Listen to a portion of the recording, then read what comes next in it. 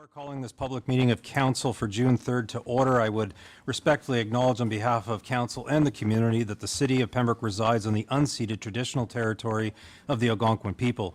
We thank the generations of people who have taken care of this land for thousands of years. It is with this statement that we honor and respect the Algonquins on whose land we reside. Calling this meeting to order, I would ask if there is any disclosure of pecuniary interest. Seeing none, I'd entertain a motion for the approval of our agenda. I have the Deputy Mayor, seconded by Councillor Lafreniere. Those in favor? That is carried. That brings us to new business. One item on the agenda this evening being Z52025, being 268 Isabella Street. This meeting has been called to consider the application underneath the City of Pembroke zoning bylaw 2020-05 to rezone the property municipally known as 268 Isabella Street from a local commercial 7 C1 7 zone to a local commercial 2 C1-2 zone. And Madam Clerk, would you please report on how notice was given? Notice was given by mail to all owners of property within a 120-meter radius of the subject land, by email to all applicable agencies, and was posted on site on May 5th, 2025.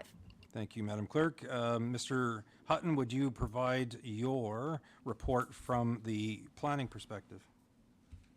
Thank you, Your Worship. Our applicant this evening, Mr. Peter Purdy, is proposing an art gallery / studio on the ground floor of the existing mixed-use building at 268 Isabella Street. Currently, this building consists of a ground floor commercial unit as well as 5 residential dwelling units in the above stories. It is zoned site-specifically local commercial, special exception 7. This zoning states that the permitted uses shall be restricted to a business or professional office, a convenience store, a personal services establishment, and/or a parking lot accessory to a permitted use. So as both art gallery and studio are explicitly defined uses under Section 2 of the zoning bylaw, and as neither of these defined uses are included under the current site-specific zoning, we require a zoning bylaw amendment to a new site-specific zoning, which we've numbered C1-2. And the sole difference between this proposed zoning and the existing zoning is simply that art gallery and studio are both added as permitted uses. Regarding standard local commercial provisions, for the existing building on the property, all are actually met, despite the building being constructed in 1901.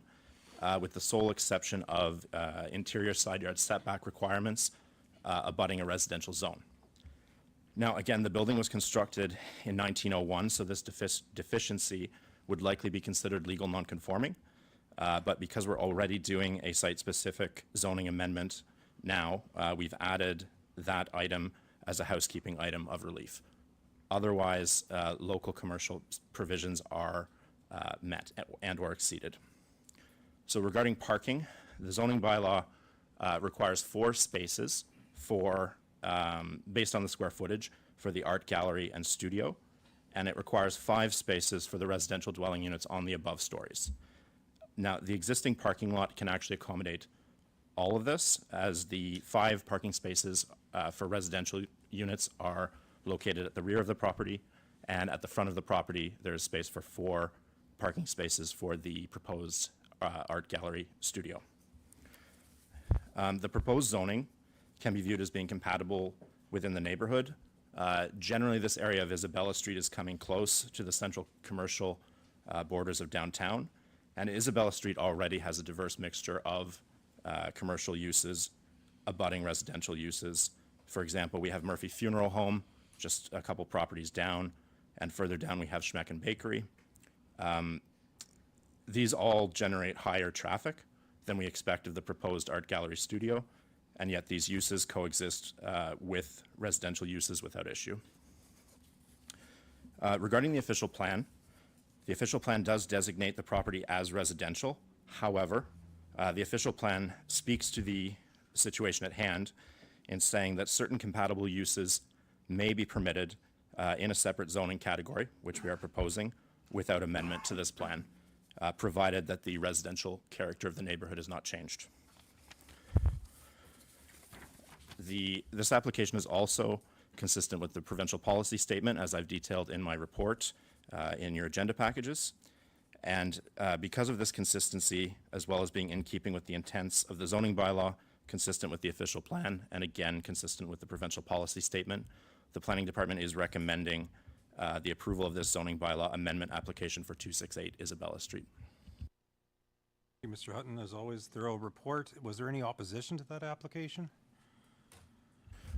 No submissions of opposition were received, Your Worship. We had 2 informational inquiries. And then in support of the application? Mr. Peter Purdy is present this evening, and I believe he would like to speak to his application briefly. Good evening. Thank you for this opportunity. My name is Peter Purdy. I'm originally from Ottawa, Ontario. For the past 20 years, I've been working out of Ottawa, doing all sorts of things in the arts. 4 years ago, my wife and I purchased a home here, and we're both artists, and we recognize that there is a need. I've been working within the arts here as well, partnering with this local school board, and many parents have been asking me if I give classes, like private lessons and stuff like that. So we found this opportunity, and happy to be here. So. Thank you. If I could receive a report from the Chair of Planning Development Committee regarding the Advisory and Adjustment Committee comments regarding the application. Thank you, Your Worship, members of council. We met before the Advisory Committee of Planning, and Mr. Purdy, of course, was there to make his pitch, and I believe that all of the members were in unison in agreement that this would be a perfect fit for our community, as the bricks and mortar of industrial expansions are not taking place in small communities such as ours anymore. The arts are taking a focal point to attract people. I mean, we look at our waterfront, we look at Festival Hall, it draws people here. And if people are here, they're spending money, they're going to the restaurants, and hopefully they'll be going to your gallery to purchase something. I also mentioned at the time that Claremont Deval Studio in Mattawa, I don't know if anybody's been in there, I believe it still exists. I believe that it actually closed just last year. They've retired, but I believe Claremont is still creating art from his home studio. So there was a lot of art. If you ever had been to Mattawa, I mean, it was a focal point from people from around the world came there to buy art pieces because a lot of it was painted by Indigenous folks as well as local artists. So I'm sad to see that it's closed, but I'm happy to see that you're going to be here, and council and our public welcome you greatly. Thank you, Your Worship. Thank you. Thank you, Councillor Jacquinot. Is there any questions from members of the committee? Councillor Lafreniere? Through the chair, I'm excited about this. This is great. I know a few years ago, my granddaughter was interested in taking art classes. I had to take her up to Petawawa to the Civic Center, and it was very limited amount of classes. So I'm excited. So welcome to our community, and this is good to hear. Thank you. Thank you so much. Okay. Any other questions? Seeing none, I'd entertain a motion to adjourn this matter and in fact adjourn the public meeting of council. I have the Deputy Mayor, seconded by Councillor Lafreniere. Those in favor? That is carried. We are now adjourned this public meeting. Thank you. Thank you, Mr. Purdy.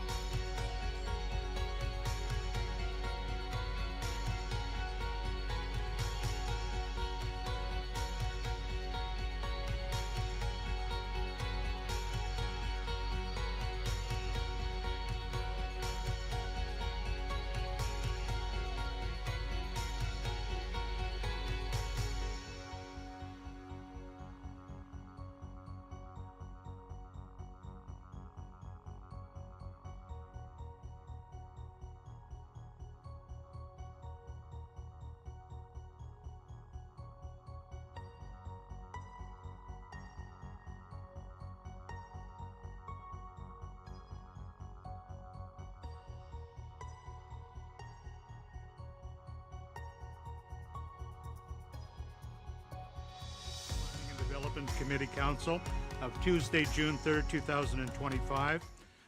Call to order. Disclosures of pecuniary interest and general nature thereof. Do we see any? Do we have any? Seeing none, we'll move on with the next order. The approval or amendment of the meeting agenda. Are there any errors or omissions? If not, I would proceed to have it moved. Moved by Councillor Purcell, seconded by Councillor Keel.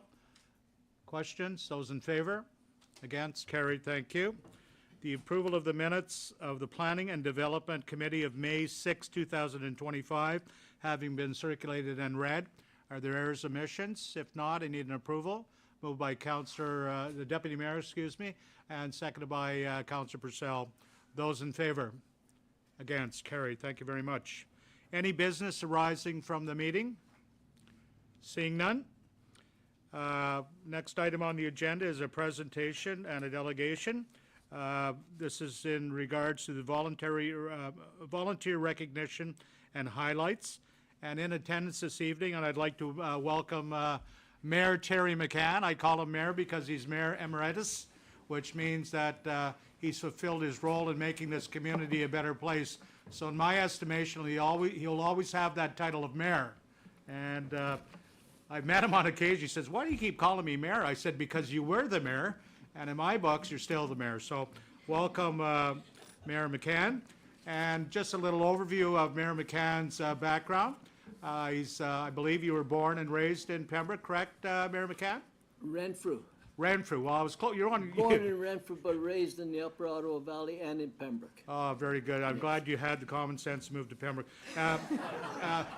Your Worship, just to, a lot of people here perhaps that don't know you, is that you lived in your family home. Your dad, I believe, worked for Colleen McCracken at ACL a number of years ago, at CNL now, and that there was a large family. You were from a large family. It was a 10? 11. 11 in your family.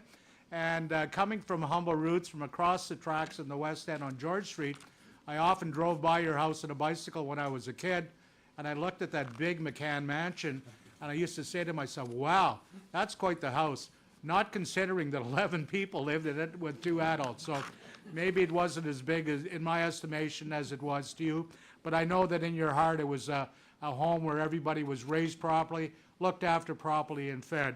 Mayor McCann, of course, over a number of years, has had a great input within the city of Pembroke. The Columbus House, for example, St. Joseph's Food Bank, he's involved there. He was involved in the moving forward with the St. Joseph's Housing Unit, the Bernadette McCann House, as well as many other, probably too many to mention, Mayor McCann. So if I've missed any of those and you want to focus on some of them, do so. And if not, sir, we welcome you, and we welcome those that are in attendance with you, and we're open to hearing from you. I just want to mention that Mayor McCann had indicated to me that this is an information session, that he wants to provide us with information about volunteers in the community. He does not anticipate answering questions, but if any member of council wants to make a comment after, they're more than welcome. Mayor McCann, welcome. Okay. Thank you, Mr. Chairman, and thank you, members of council. The presentation is being presented by the volunteer family. I am merely a spokesman. I'm not the person that you see here. The presentation is being made by people behind me and people out in our community. I say family because we do consider ourselves as a family. And as family members, we try to support, assist, and recognize one another. Our family of volunteers recognize that your committee and this council have at times a difficult task, and we are aware that you have had, on Pembroke's behalf, many successes. We want, therefore, to thank you for your dedicated commitment to this city. Thank you very much. And at this time also, Mr. Chairman, we want to say an abundance of thank yous to your city staff. Your city employees, day in and day out, have been not only friendly and accommodating, but above all, supportive. Pembroke is privileged to have such a competent staff, and our family today, again, says thanks to your remarkable staff. However, from time to time, we think it's necessary to remind you of the many benefits our volunteer family have provided. Many of these benefits are really the obligation of council, but because of a lack of finances and many, many other constraints, you are not able to provide. Your volunteer family therefore steps in, takes over, and we do to the best of our ability what you have been unable to do. It is unnecessary to highlight our achievements. However, walk throughout our city. Every square inch has a mark of a volunteer. We will illustrate only a few of our many undertakings. We have programs that enhance the opportunities of our youth. We have programs that provide services and care for our veterans and our seniors. Our murals and museums remind us of a wonderful and remarkable history. And in many cases, we get down on our hands and knees, not to pray, Mr. Chairman, but to plant and weed. We do want to make our city beautiful. We are ambassadors. We reach out. We welcome our visitors and our tourists. We welcome them with a smile and many times, "G'day."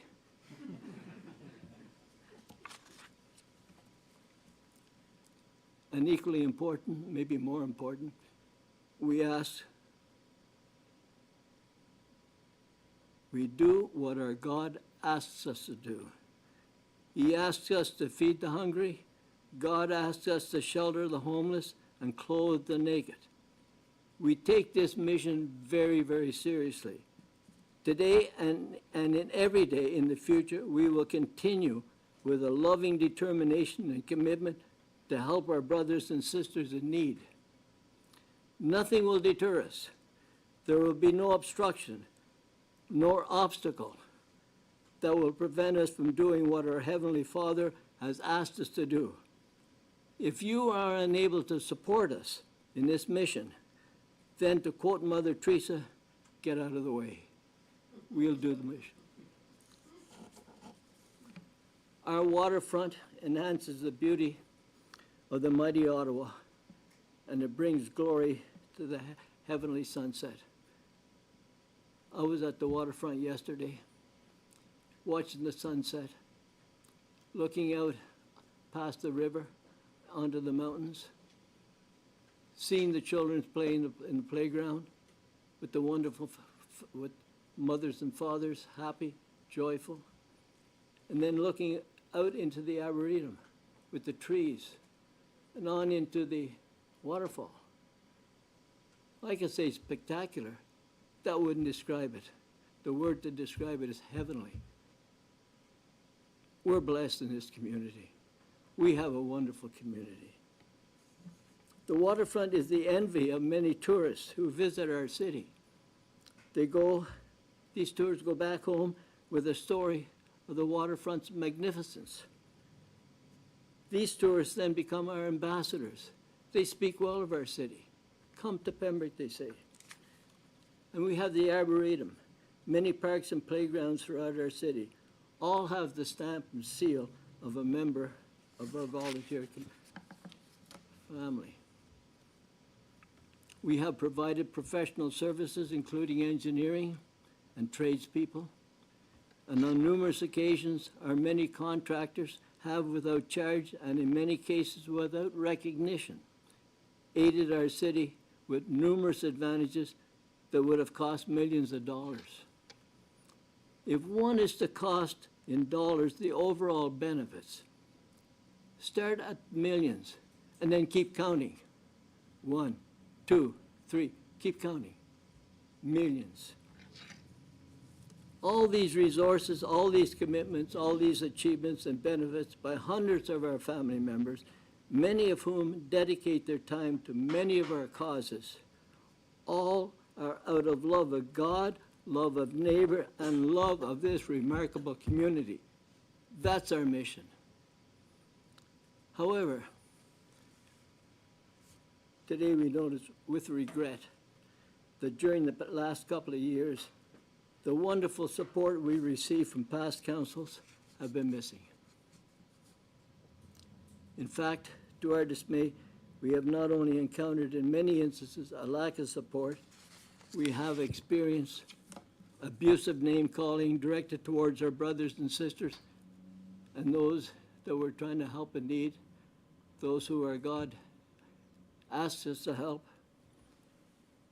We find him impeding and obstructing the abilities of members of our family from providing assistance to our youth. And we have received in a public forum false, painful, and malicious comments. These remarks are demoralizing. They're painful. They're really serious to hit us right here. When some member of our family is attacked, we all feel the pain. Council has appointed various committees, some of which have been staffed with our family members, and on some occasions, our volunteers have been subject to an embarrassment. We feel for them also. Generally, our numerous hours provide work that is complementary, no cost, no duplications. We fill gaps where the city's resources are limited. We are accountable. We obtain all city permits and approvals and adhere to all city regulations. We have received many, many, many thanks from our Pembroke people. Our Pembroke people are proud of us. The volunteer family is here today, before you today, because we love our city. And to inform you that it is painful to witness the extent of the criticism, and in some cases, destructive criticism.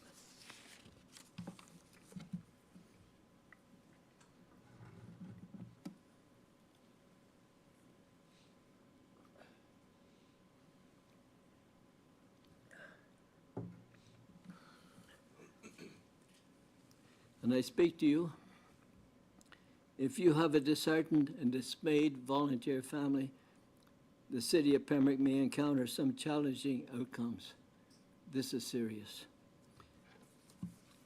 Mr. Chairman, there were occasions during times of public malicious communications and false accusations, and I say this respectfully, that we would have expected our council members to rise and support our volunteers. The silence was deafening.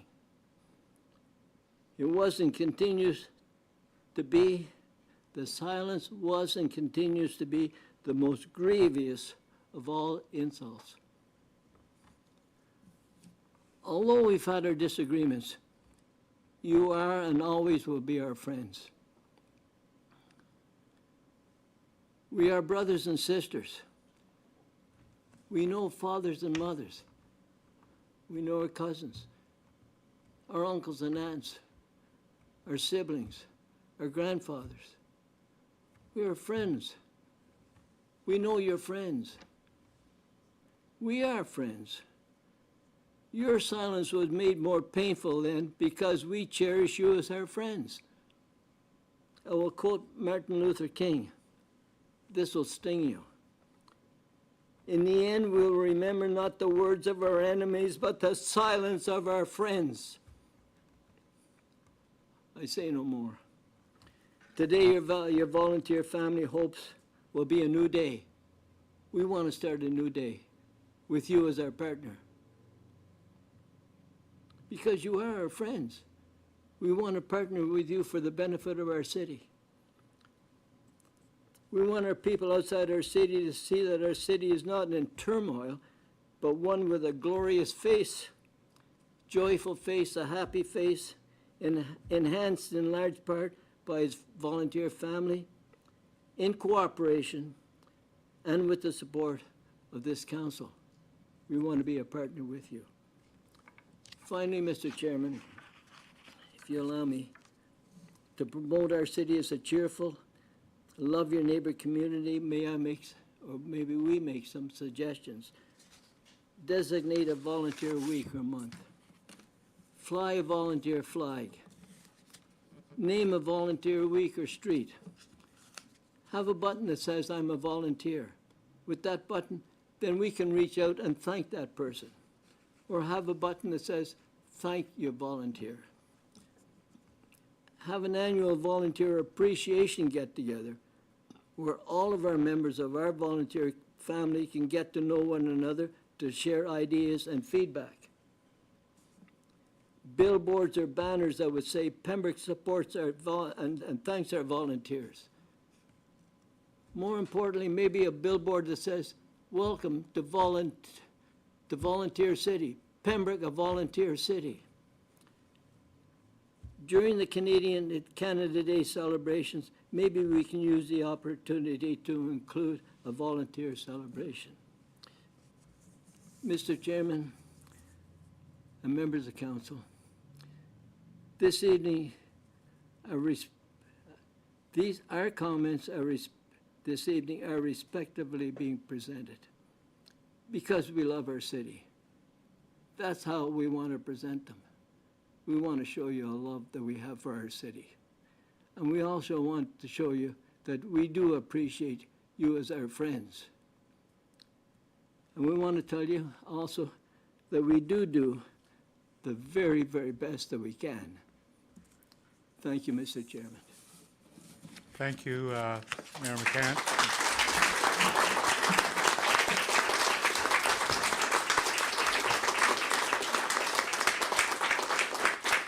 Your Worship, I also want to thank not your accomplices, but the people that came with you, Kathy Hilgley and Jay McLaren, your cohorts. I didn't mean accomplices. Anyway, are there, as you said, you did not want to entertain questions or comments from council? Your Worship? Just to begin, thank you, Terry, for coming forward to speak to us about volunteerism, and as you've expressed, a family of volunteers. Sometimes the obvious needs to be said. Sometimes it's a wake-up call, and to do it in this fashion, a much dignified method of getting council's attention instead of what we often see on other means, social media and otherwise. And so coming to us and expressing, number one, the obvious, to get it across to council as to what volunteers means to our community. But secondly, to express the concerns regarding recent comments. I know Mr. Blackstein once talked about the waterfront to me, more than once, and phase one, and he talked about being built by the people, for the people. And it was an eye-opener because I can tell you that prior to my time on council, all I knew is that certain things got done in the city of Pembroke. I knew that Pansy Patch was an awesome place. I knew the waterfront was an awesome place. I knew that various works got done in the community. And it isn't until you start to venture into either various clubs, whether it be Kiwanis, Rotary, Knights of Columbus, and so forth, or having some time on council to have a wake-up call as to why and how things were getting done. Showing up at the horticultural Christmas party and saying, okay, now I know where the force is, and it's not just city employees. By far, it's outmanned, outgunned by the volunteers in the community that are making those things happen. And so sometimes, as I say, it takes stating the obvious to be able to get across certain things to the community at large and to this council. Another statement that Mr. Blackstein has often said, and I paraphrase it because I inevitably always get it wrong, and he sort of nods because I got the gist of it, but certainly not saying it eloquently as he does. But he talks about volunteers not being paid not because they're worthless, but because they're priceless. And he often says that, and it has resonated with myself, and I realize I've probably got it backwards as to how it is that he says it so well. But it's a recognition, and it's not. I'm not trying to take away from the Horticultural Society. I see individuals here from your new name, BGC, Boys and Girls Club.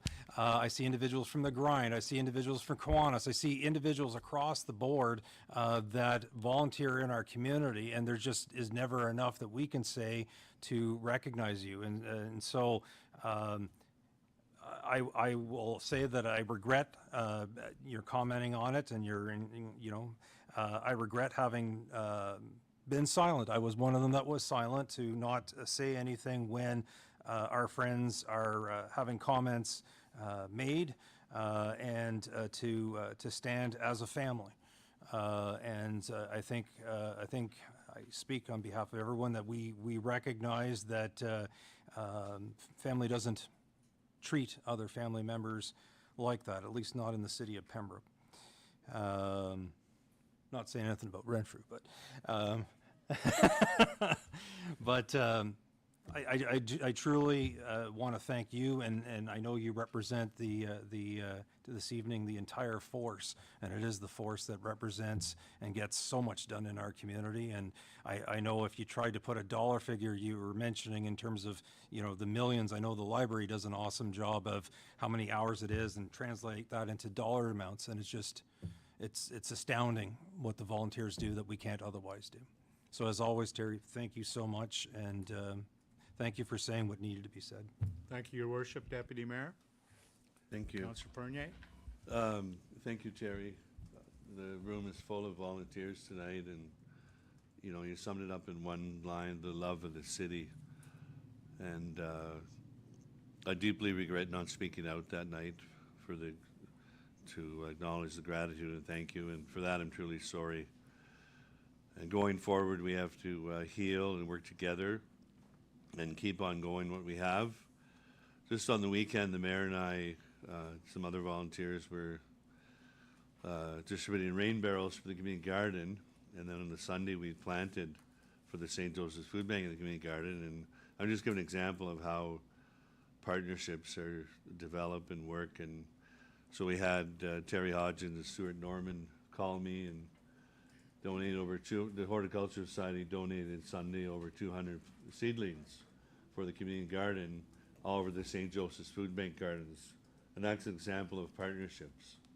And then we also talked about applying for a grant and possible doing workshops together if we get the grant. So that's just one example. And if you took Pembroke and put it on a map of the world, per capita, the volunteers, we probably have the most volunteers per capita. You know, a small community like ours. And when I say community, I mean, you know, Laurentian Valley, Bonnechere Valley, Petawawa, everyone goes to the waterfront. You know, the vision that the committee had in 2000 to build the waterfront and everything. You know, last night I was talking to Norbert Chaput at the Silver Stick, and the thousands of people that have come to Pembroke with Silver Stick, another exceptional volunteer group.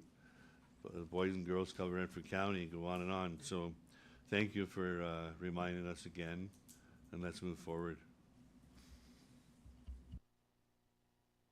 Others? Councillor Bernier. Thank you, Terry. That evening, I mean, silence is not always golden, you know, and that proves it. I rarely remain silent, and I wasn't silent that night. But I want to say that no matter who was silent and who spoke out, I believe that everybody around this table understands the value of volunteerism. But sometimes certain individuals see logistics only and like why something went wrong. And so I know years ago you did everything with a handshake. Nothing was written, you know, years ago. And it was a gentleman's agreement and that. And I mean, now things have to be, you know, T's have to be crossed, I's have to be dotted. So sometimes when the debate starts, people are lost, you know, in that conversation and lose sight of what's happening. You know, they forget the outside world is listening and may misconstrue some of the messages coming out of some of the individuals around this table. But I want to say that I have never lost sight of the value of volunteers. And yes, things may not be perfect. Hindsight is 20/20. You know, going back saying, well, geez, if I would have known that 20 years ago, or if the dog wouldn't have stopped on the side of the road for a leak, he'd still be alive today, right? So, I mean, I feel bad about what happened that evening and the people that were slighted by certain comments, but I know that everyone around this table values volunteers and knows that we couldn't do a lot of things in this community. So I just want you to know from the bottom of my heart, I mean, last night we had a wonderful celebration at the Clarion Hotel. Recognizing volunteers, I'm getting emotional now. I mean, it bothers me when I think someone's offended and the offender really didn't mean to do that. So anyway, I'm not gonna I'm not in a courtroom now. I'm just going to say that I apologize on behalf of anybody that might have slighted a volunteer in our community. So thank you, Terry.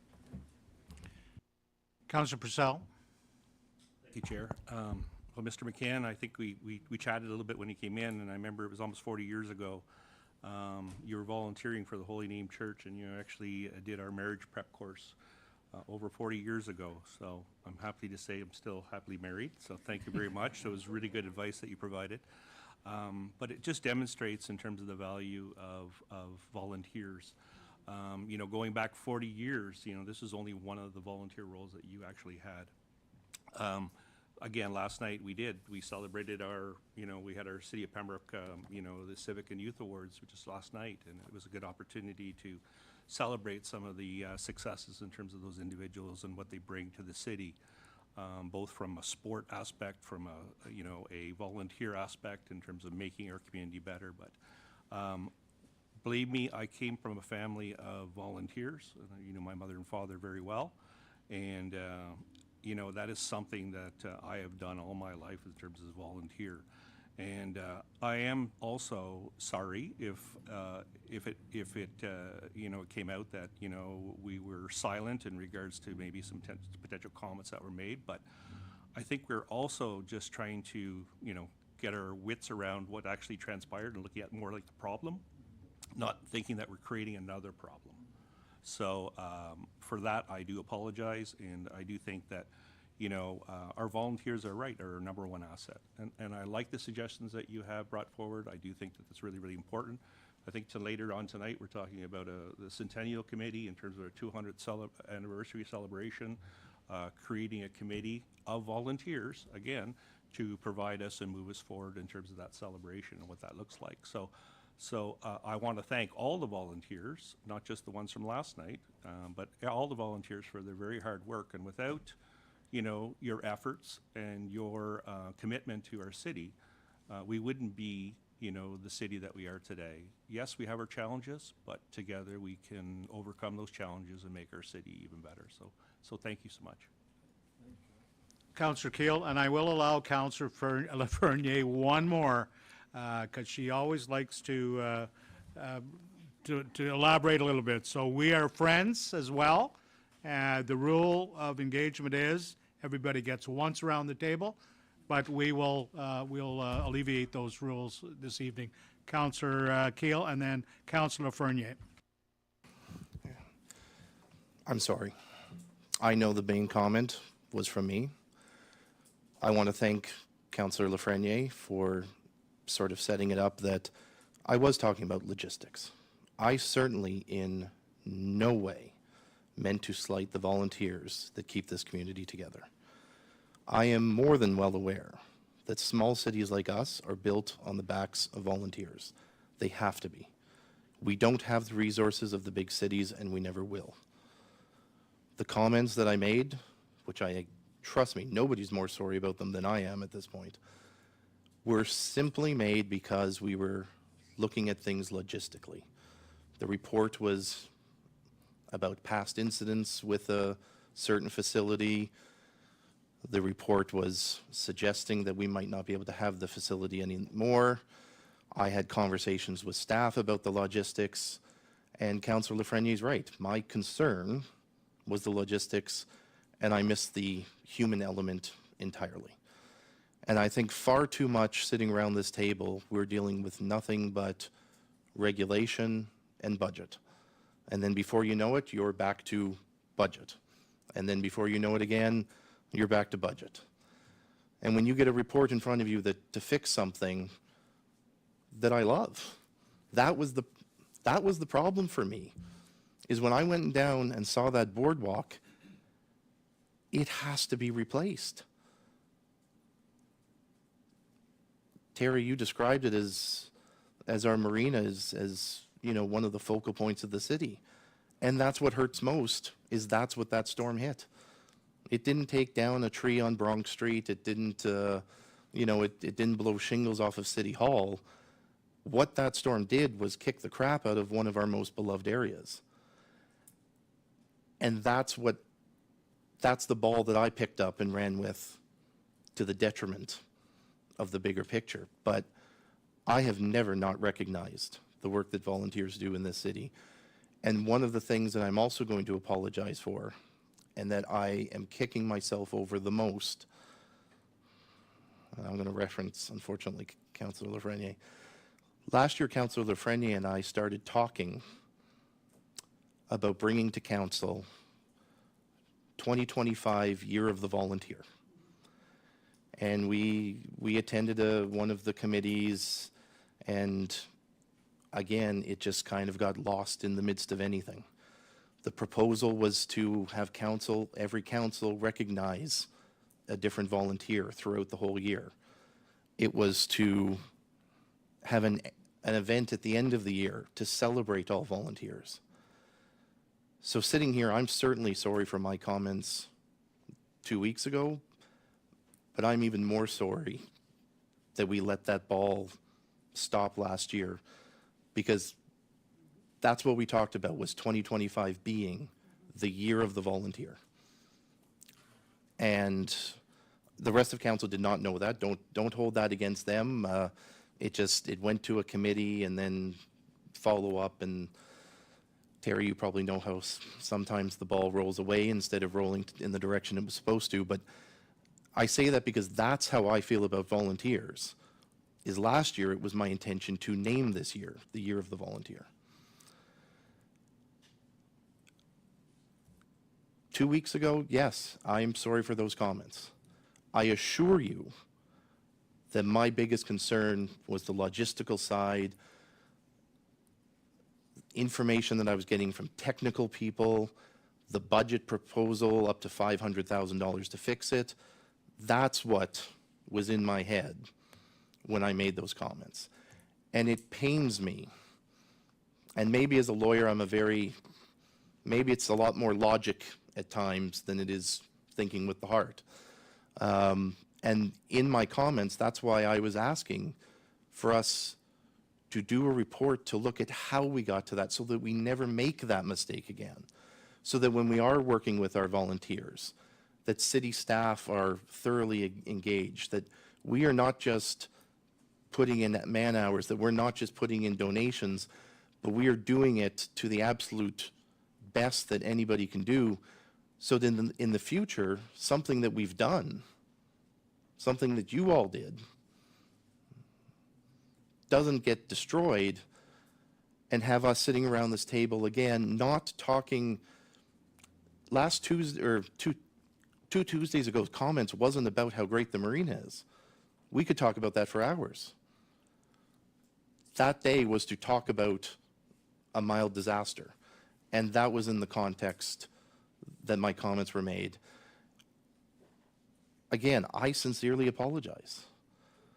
But, and in the future, you know, I am going to do my level best to make myself into a larger context than specific things.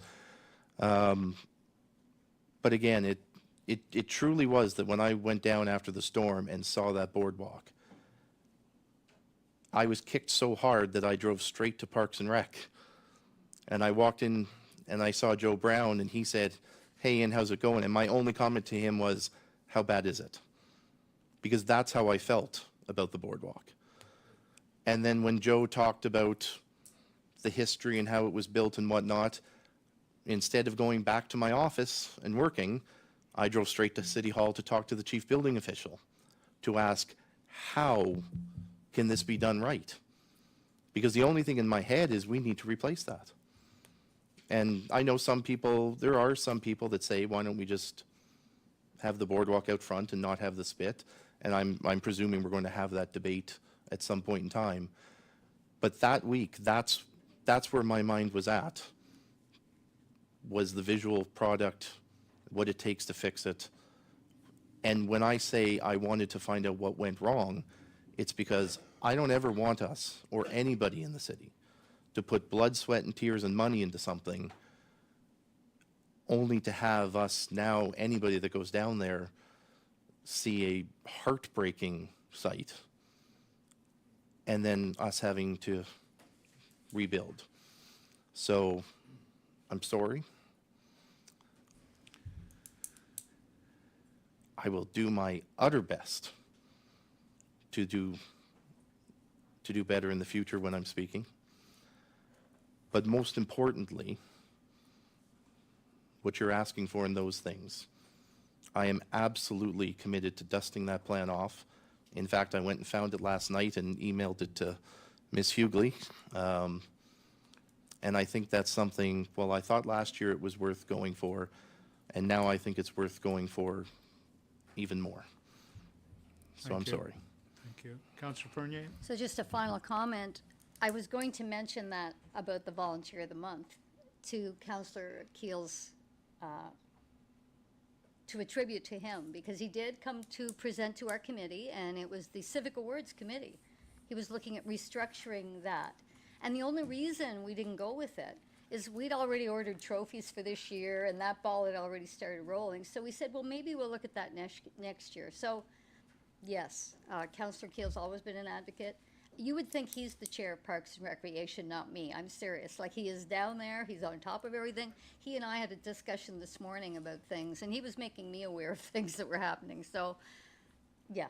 So I'm really happy to hear, you know, that you understand that Councillor Keel understands his words had that effect. So that's all. I'm glad. Let's all just shake hands and let's start a new project. Thank you. Would the committee allow me a comment from the chair, or would you like me to remove myself? Okay. First of all, Terry and your hardworking committees and all the people that are sitting here that give their blood, sweat, and toil to this community, I want to thank you. I want to look you all in the eye, and you know me. I'm a person of my word, and I want to apologize to you wholeheartedly for not saying something at our last council meeting when I should have. When I came home, my wife took a strip out of me, having watched it on Cogeco, saying, "Why didn't you say something?" And I think perhaps I was more shocked and astounded. And as you said, Terry, earlier, you know, members of council here work together. We like to consider ourselves as friends as well. And it's difficult sometimes to take on a friend and to tell them, I don't think you're right. And we have done that in the past. We've argued. We've come to conciliation. We've come to an agreement. Not always easy to say to somebody across the street from you, or across the table from you, I don't agree with that. But when it's right and you feel that way, you should get up and say, I don't agree with that. And I missed the boat. So to each and every one of you here, I'm really, really sorry. You can take that. It takes two people to say I'm sorry, one person to say I'm sorry, and the other person to accept the apology. So I hope that you will. Mayor McCann, in his earlier days, we had a large industry here, KI, store wall, whatever you want to call it, the steel equipment, and it was going to close. And that guy right there said that isn't going to happen. He was the mayor. So he knew that he had to try and contact a senior member of the Bank of Canada. I'm not going to name the bank because there's a couple of lawyers around here and I don't want to get sued.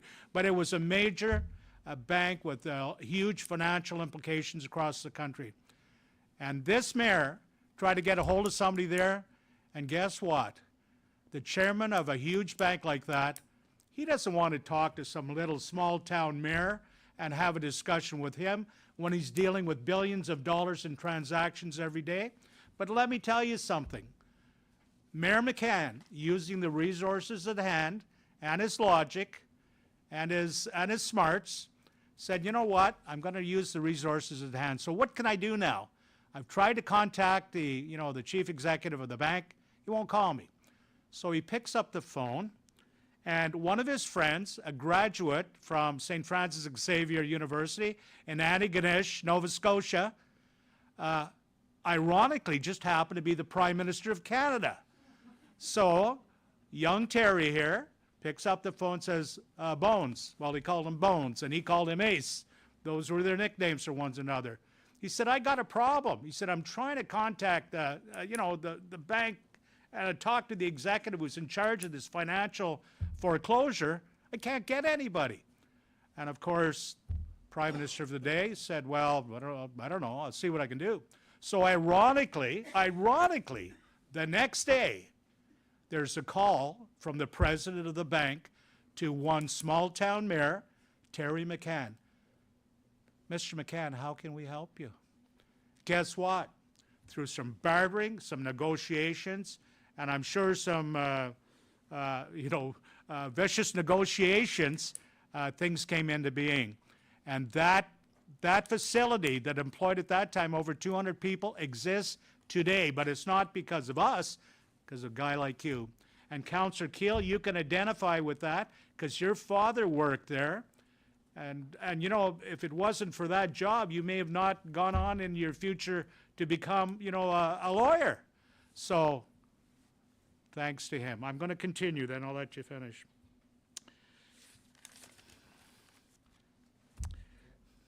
A phone call between friends, as you said earlier, Terry, is important. You called on a friend to solve a problem. You did. The president of that bank probably learned something that day, that, small town Canada needs a response. And I'm sure that changes perspective on how to deal with people, because people are people. They both put their shoes on 1 foot at a time. They get up in the morning, they have a coffee or whatever it is. They're not demigods. They're people, and people have to understand that. And I think that was your great success as a mayor and in your legal profession. So I have to continue. I'm almost finished. It's not only about the jobs that you were trying to protect. It was about the people that work there. The Gordy Joneses, the Hayden McLaughlins, who were employees, the Scott Diego, who was the executive officer of the company. You all came together and formulated a plan, and it turned into a success. So it didn't happen with one person. It was a collaboration of people working together, knowing that there was a crisis to make something happen. I thank you for that. Having a discussion this past week with a friend, we talked about volunteerism.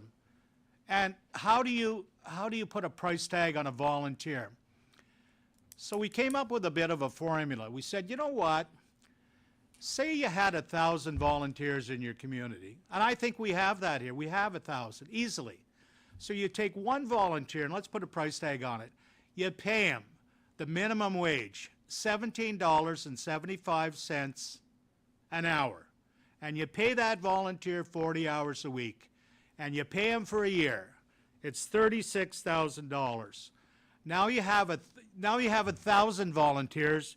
That transmits into $36,920,000. So if volunteers walk away from assisting people such as us, how do you ever replace that monetary attribution to your community? You cannot. You cannot do it. And we cannot do it, I'm sure, as the mayor will agree, without you, which he alluded to earlier. Let's look at the service clubs. Kiwanis, Rotary, we've got Kinsman, Connect, Civitan, Legion, the Silver Stick. This all in our community. You've got the Hospital Auxiliary. You've got the Horticultural Society, Knights of Columbus, Ladies Church Guilds, the CWL, St. Joseph's Food Bank, the Grind, the Intermittents, the Singing Knights. All these people go around and give it their time. That's worth money. And as it says in your university's logo, in Latin, it's, if I pronounce it properly, Que cumque sunt vera. And that means in all things there is truth. And the truth came out tonight by your being here. I appreciate that. So, to all of you who work so hard, don't give up on us, because we're not going to give up on you, as Councillor Keel said. Councillor Keel, you had your hand up, and I'll allow the Deputy Mayor a comment, and then we're going to close. I just wanted to give a quick update to Terry that when Storwell did close, we were a one-income family. Dad had myself, a toddler, and Kyle would have still been a baby at the time. And I just wanted you to know that Dad went back to KI when it opened and just retired from KI last month. So our family certainly thanks you for that. And he was right. Without Dad being employed, I wouldn't have gotten to where I was gotten.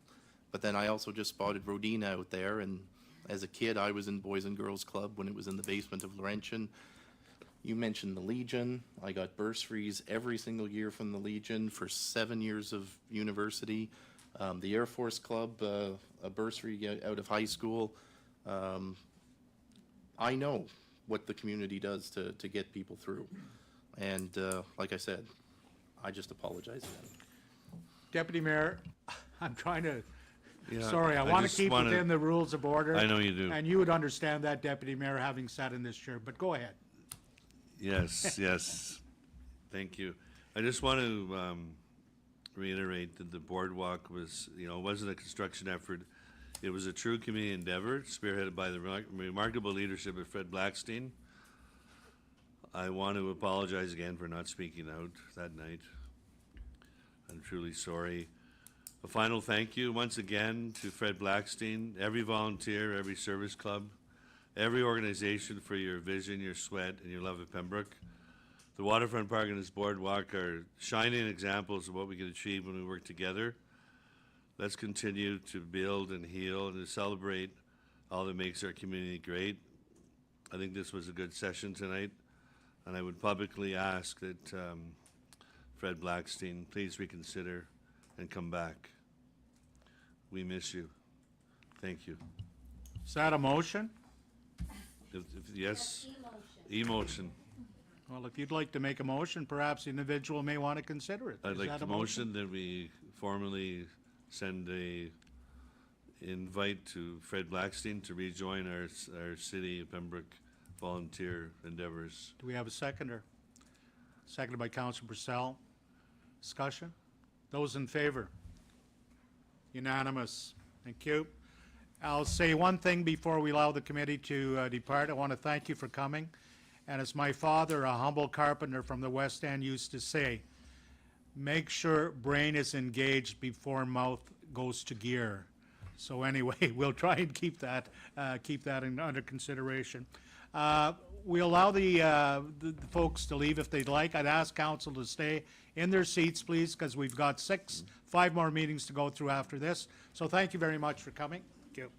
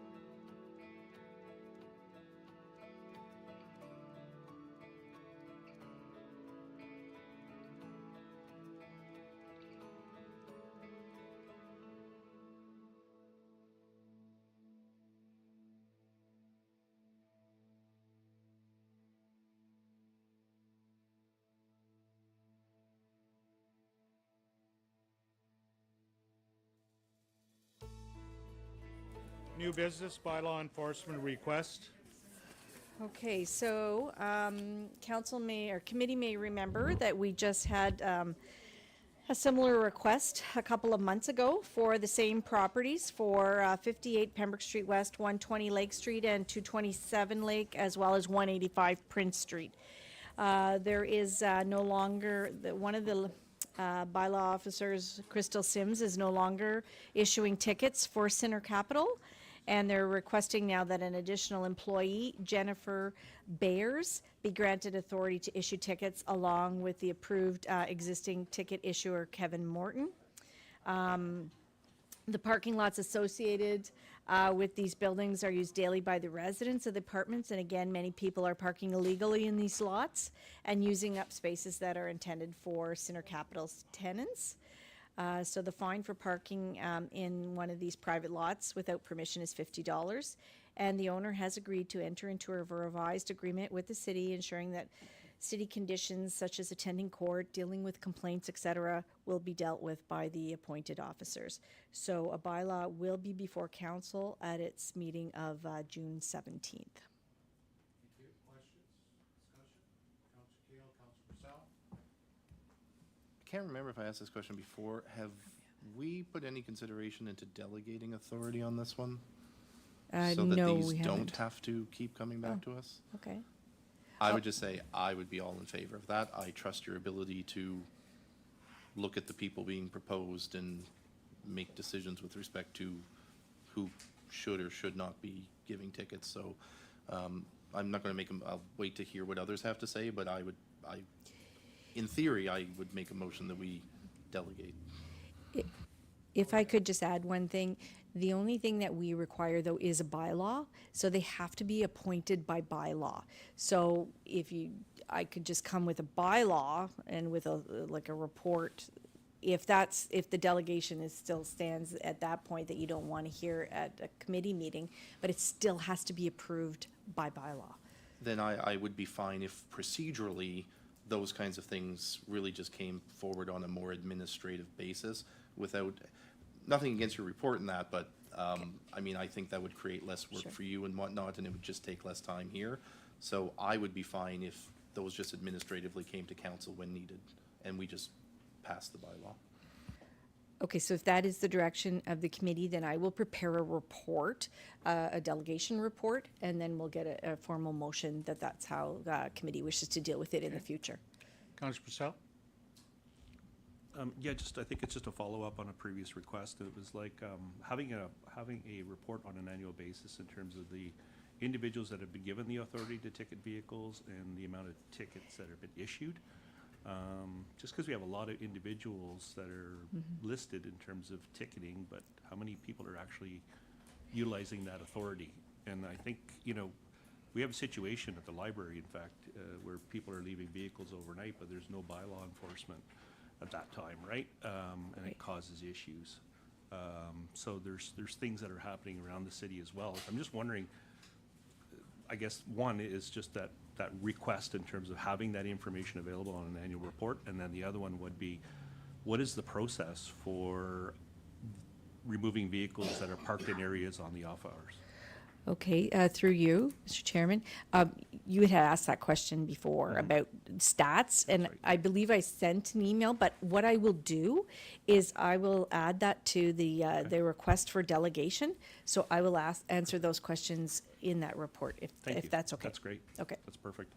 And then how do we address these issues on the off hours when we don't have bylaw? Okay, then that would be, I can address that too in the report as well. Thank you. Okay. Perfect, thank you. Council satisfied with that? Any other questions? Seeing none? Okay, we'll proceed. That's it. Thank you very much. Motion adjourned. Councilor Keel, Councilor Purcell, we are adjourned. All in favor? We are adjourned. Thank you.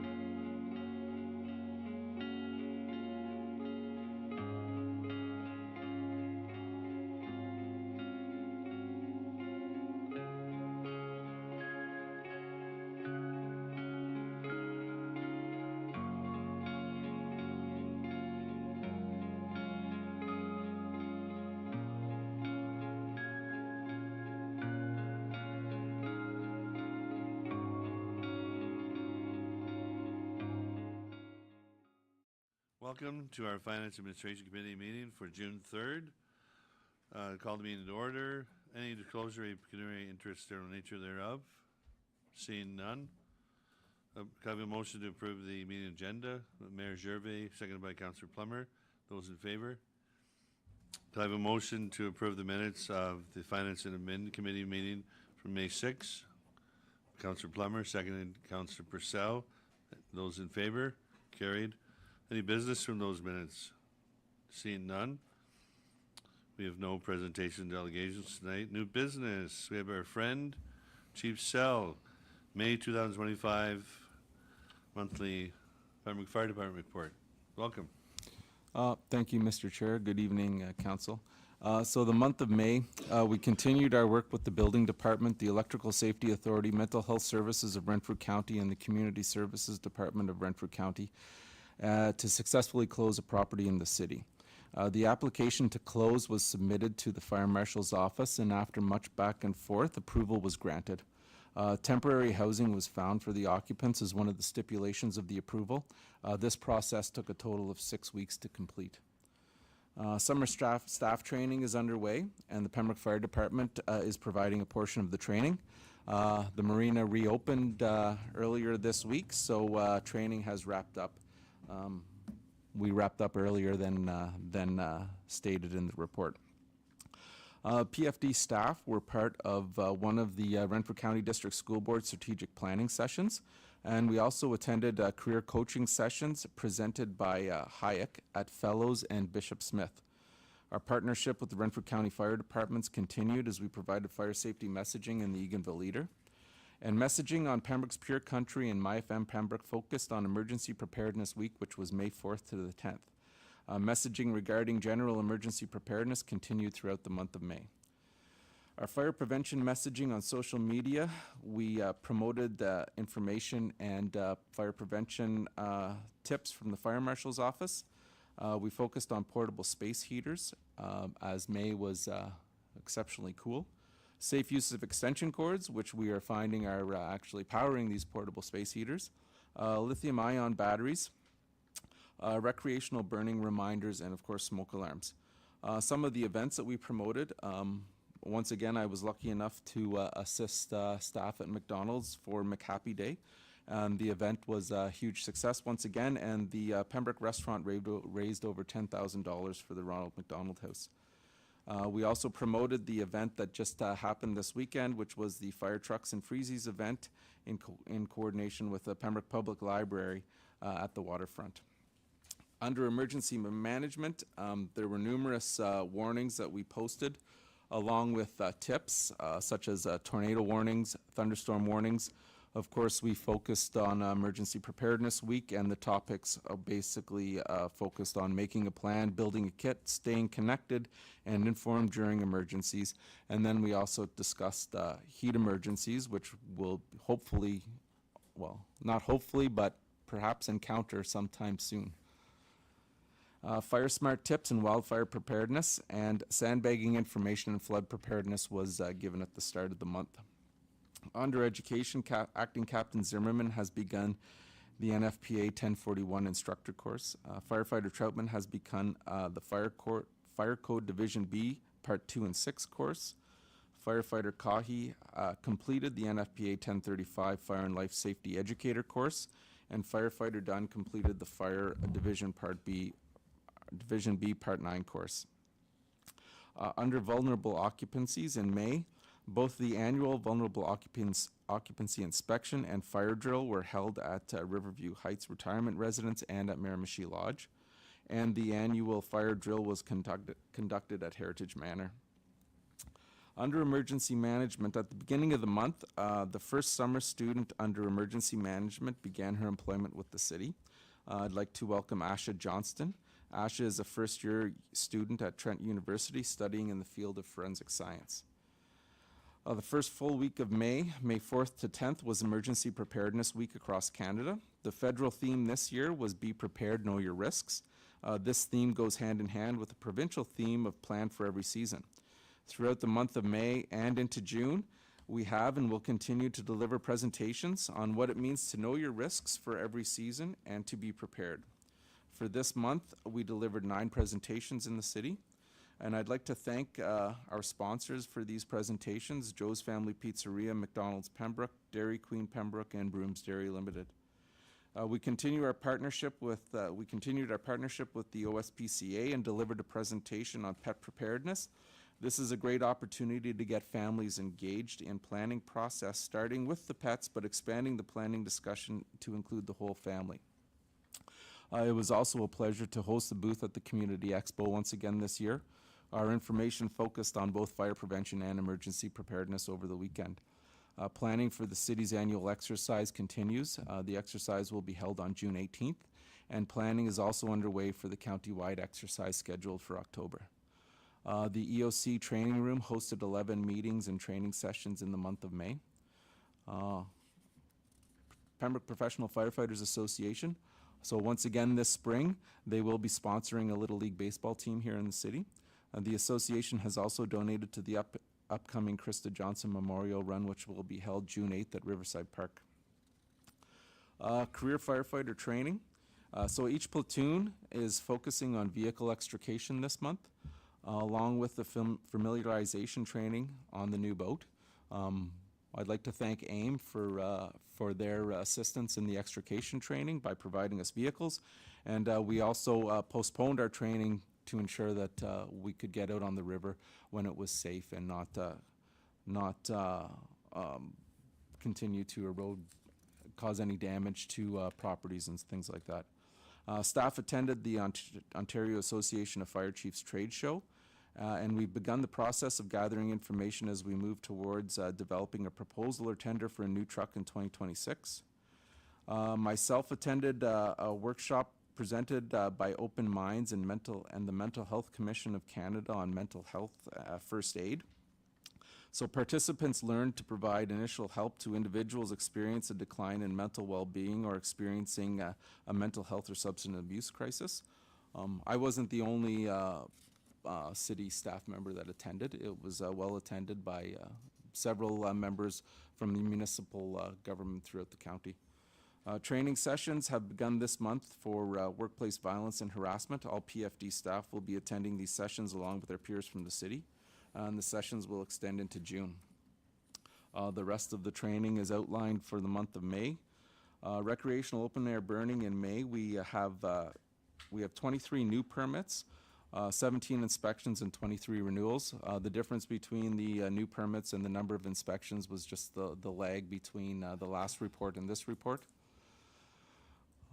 So in May, our smoke alarm program, we conducted 14 inspections. We tested 20 alarms. 4 were missing, 4 were not working. We replaced batteries in 5 alarms, and 4 were installed. Inspections and consultations, we saw 165 inspections and consultations in May, with 11 violations found, 13 repaired, and 5 fire safety plans reviewed and approved. Incidents, we had 25 responses in May, which is fairly low for the month of May. We did have 2 fires, and estimated dollar loss for those fires was $8,000. Chief, any questions or comments for the chief? Councillor Purcell and Councillor Frenier. Thanks, Chief, for your report. Again, I'm amazed in terms of the amount of volunteer work that the organization does and also the quality of the training that you're receiving. So that's fantastic, especially when it looks at the mental health first aid. I think it's a great course. So I'm glad that, that continues. I guess my question is, how do you identify properties for inspection? Through you, Mr. Chair. We're working on developing a specific plan. So as of right now, we are focusing on as far as residential, we started with the 7-unit buildings, the larger unit buildings, sorry, and we're working our way down. We also have a particular portfolios that have been in place for, I would say, probably 20 years. So each individual platoon has portfolios that are identified as higher risk areas. We also do receive quite a few complaints.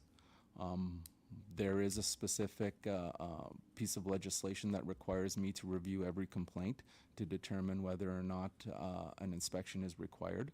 So on some of these complaints, yes, an inspection is required, but there is still the investigation part of it. So that is basically how we're approaching things. I would like to formalize more of a plan. It's just that one of those things that have been sort of getting pushed to the side. Utilize in terms of the complaint process, is it the formal complaint process through the City of Pembroke, the 11 process, or is it by contacting the fire department directly? So Chief Herback had set up a formal complaint process that was department specific.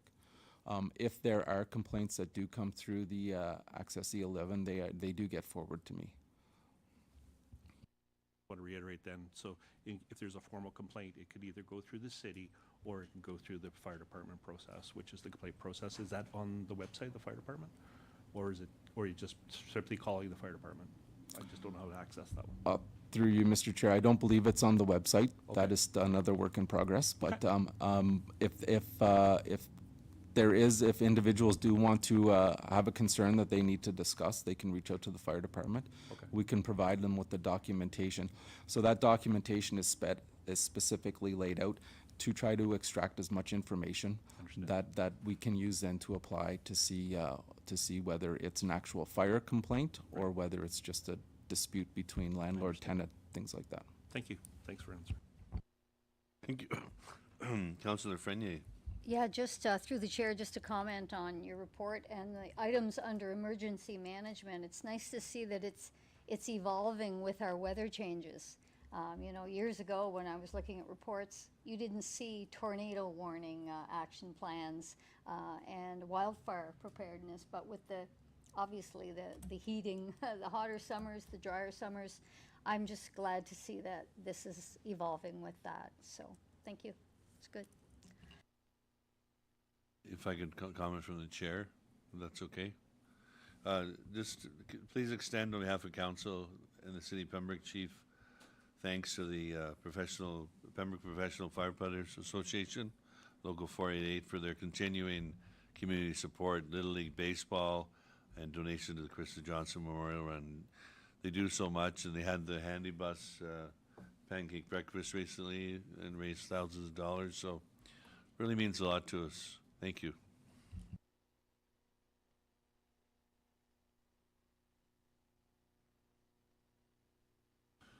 Final item tonight, we welcome our Treasurer, Deputy Clerk, Ms. Lodgety, Provincial Dedicated Gas Tax Funds Agreement.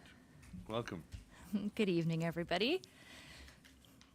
So it is recommended that the Finance and Administration Committee receive this Provincial Dedicated Gas Tax Fund Agreement report for information. And further, that committee recommends that Council approve bylaw number 2025-50, permitting the city to enter into the letter of agreement, which will secure the city's share of the provincial gas tax funding for the period of 2024-25. Which is sitting at $118,783 of funding that this city would receive through the province, which would go to the benefit of the handy bus.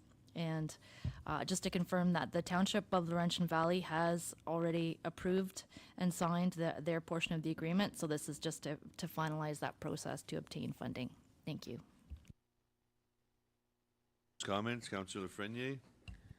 Motion to recommend that council approve bylaw 2025-50, permitting the city to enter into a letter of agreement as outlined in this letter about the funding. And I have a question too.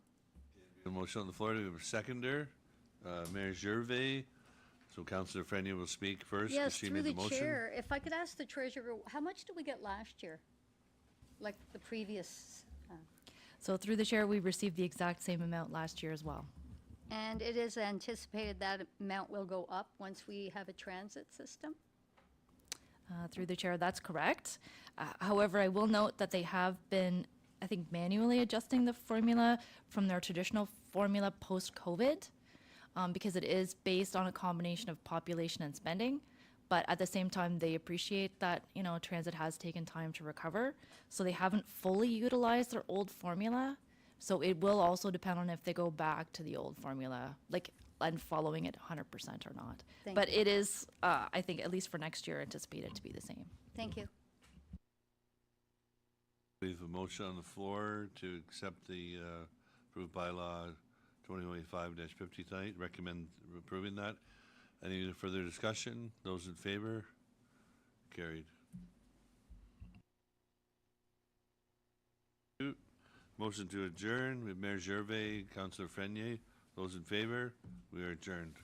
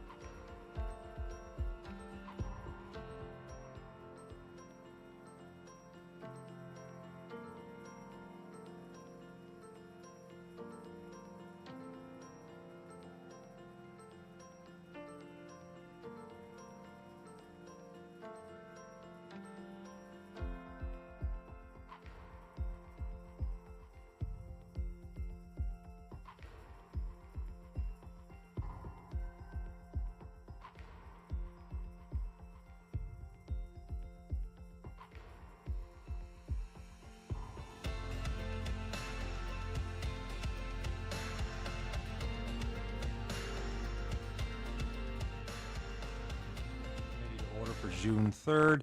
Are there any disclosures of pecuniary interest in respect to this agenda? Seeing none, I'd entertain a motion for the approval of the agenda. I have Deputy Mayor, seconded by Councillor Plummer. Those in favor? That is carried. Minutes from the last striking committee was March 4th, 2025. Moved by Councillor Plummer, seconded by Councillor Jackin. All those in favor? That is carried. Any business arising? Seeing none, I understand, Councillor Keel, you have a motion to move into a closed session. Yes, I have that now. Thank you. Thank you.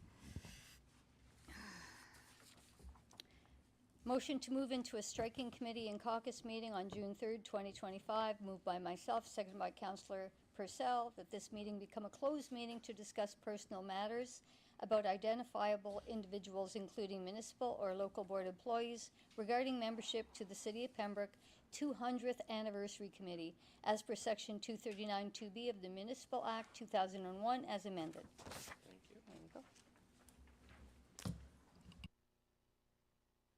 Thank you. Moved by Councillor Lafreniere and seconded by Councillor Purcell that the meeting become a closed meeting to discuss personal matters about identifiable individuals, including municipal or local board employees, regarding membership to the City of Pembroke 200th Anniversary Committee, as per Section 239(2)B of the Municipal Act 2001 as amended. Those in favor? Against? It is carried. We'll now move into a closed session.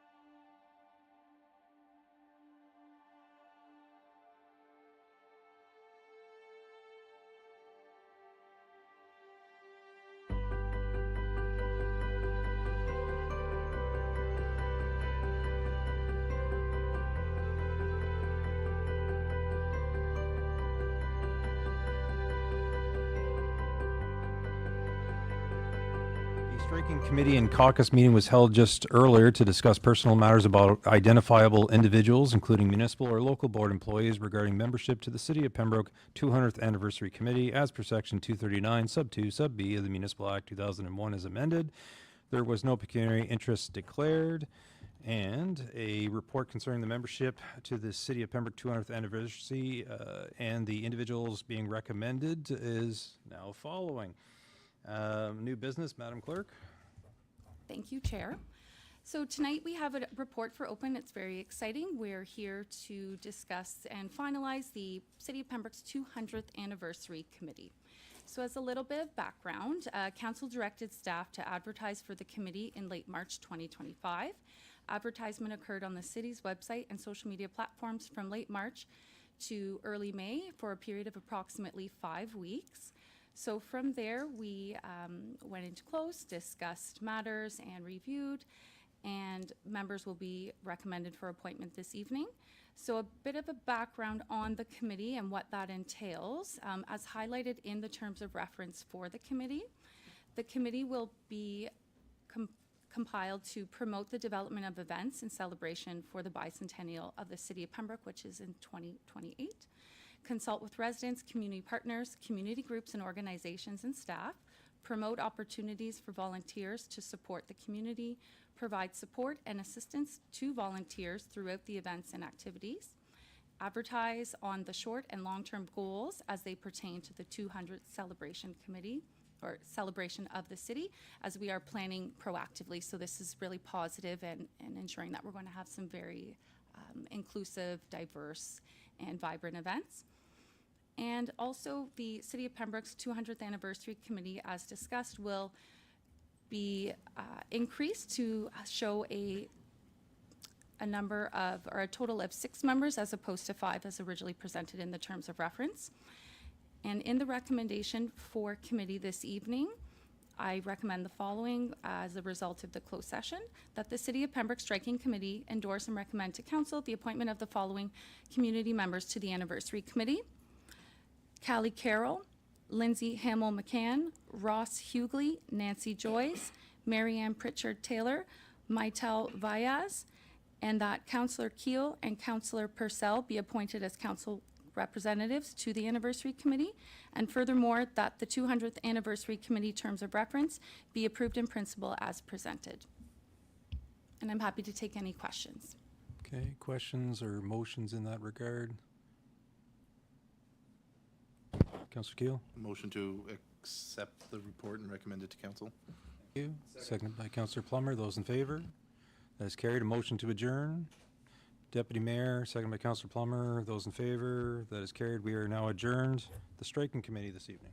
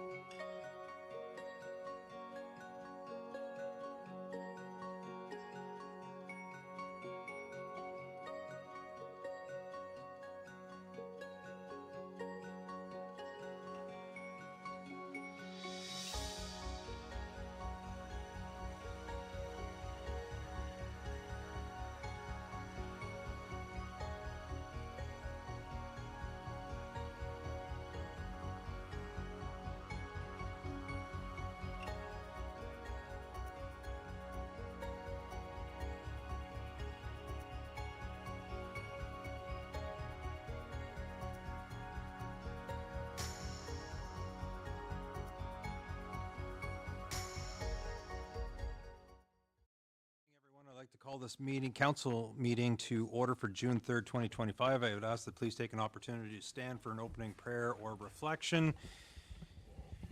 Before opening this meeting of council, I would ask those who wish, each in your own way, silently join in a prayer of guidance over these proceedings.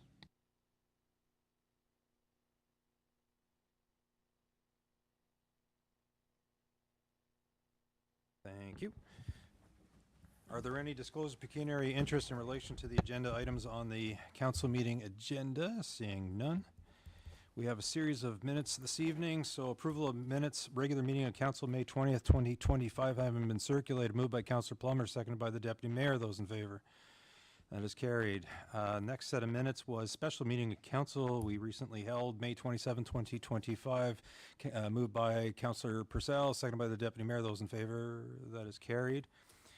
We move on to adoption of minutes. We have Planning and Development Committee meeting, May 6, 2025, moved by Councillor Plummer, seconded by Councillor Purcell. Those in favor?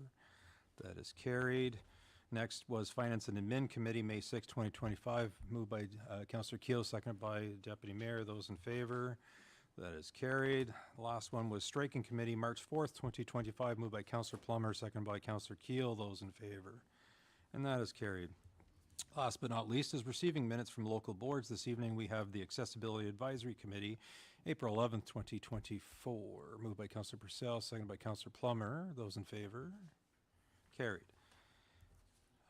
Delegations and presentations, if I could call upon Councillor Lafreniere this evening to bring forward a poem from the students. Yes, this is the 5th poem that I will read from a student named Tegan in grade 5 at Cathedral Separate School here in the city. His is entitled Rotary Park. I like to go to a park named Rotary. Whenever I look at the ice, it looks so beautiful and clean, it looks like I'm living in a dream. If you go to Rotary, you might just be able to hear the slap shots and the pucks. It sounds so good, you just can't bear. You also could hear people saying, those teams are pretty fair. Once you go to Rotary, you might just smell the nice outside. Gets people to feel super well. You can just feel the wind blowing off your body. It feels so peaceful, you just get lost in that dream. But that's the end, because I have to go play with my Rotary team. That's cute. Thank you, Councillor Lafreniere, for that. Moving forward, I understand, Councillor Plummer, that you have the Striking Committee report under staff and committee reports. I do. Thank you, Worship. Moved by myself, second by Councillor Jacquino, that the City of Pembroke Council appoint the following community members to the Anniversary Committee: Callie Carroll, Lindsay Hamill-McCann, Ross Hughley, Nancy Joyce, Mary Ann Pritchard-Taylor, and Maitel Viaz. And that Councillor Keel and Councillor Purcell be appointed to council representatives to the Anniversary Committee. Furthermore, that the 200th Anniversary Committee terms and reference be approved in principle as presented.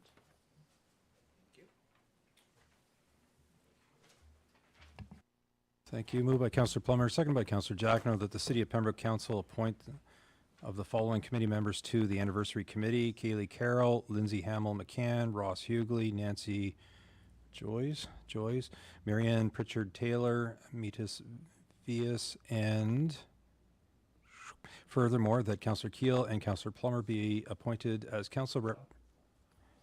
Purcell, got to follow the arrows, sorry, be appointed council representatives. Furthermore, that the 200th Anniversary Committee terms of reference be approved in principle as presented. Did you wish to speak to it? Quickly, we had a closed session meeting, and many names came forward, and we had a good discussion about that. And these are the names that we think will serve the community well. And there also will be probably some working groups in the future. So it's not just these are the only people going to be involved. I think all of council will be involved in the 200th anniversary, as well as many other people in the community and many volunteers. Thank you. Thank you. Call the question. Those in favor? That is carried. Thank you. This evening we have 3 proclamations. The first is that I do hereby declare that the month of June 2025 be recognized as Seniors Month in the City of Pembroke. Whereas June is recognized as Seniors Month in the province of Ontario and is an annual nationwide celebration. And whereas this year's theme is Flip the Script on Aging. which focuses on transforming how society perceives, discusses, and approaches aging. And whereas seniors have contributed and continue to contribute immensely to the life and vibrancy of this community. And whereas seniors continue to serve as leaders, mentors, volunteers, and important and active members of this community. Whereas their contributions, past and present, warrant appreciation and recognition, and their stories deserve to be told. And whereas the health and well-being of seniors in the interest of all and further adds to the health and well-being of the community. And whereas the knowledge and experience seniors pass on to us continues to benefit us all. June is Seniors Month throughout the province of Ontario. It's an opportunity to acknowledge and recognize the amazing seniors across this province and how they positively impact our lives. The theme for this month, as we have heard, is Flip the Script on Aging, recognizing the importance of seniors in our community. We all have seniors in our lives, whether they be friends, families, colleagues. Please join me in recognizing June as Seniors Month by recognizing those seniors in our lives. Therefore, I, Ron Gerva, Mayor of the City of Pembroke, do hereby proclaim the month of June 2025 as Seniors Month and encourage all citizens to recognize and celebrate the accomplishments of our seniors. The second proclamation this evening is, I do hereby declare that the month of June 2025 as Pride Month in the City of Pembroke. Whereas the City of Pembroke values diversity and strives to be safe and welcoming community for all. And whereas people who are two-spirited, lesbian, gay, bisexual, transgender, and gender diverse contribute greatly to all facets of our community, but continue to fight for acceptance and equality in our society. And whereas Pride Month is an opportunity to celebrate the progress made to recognize and protect the rights of 2S LGBTQ+ communities and to reflect on the work that still needs to be done.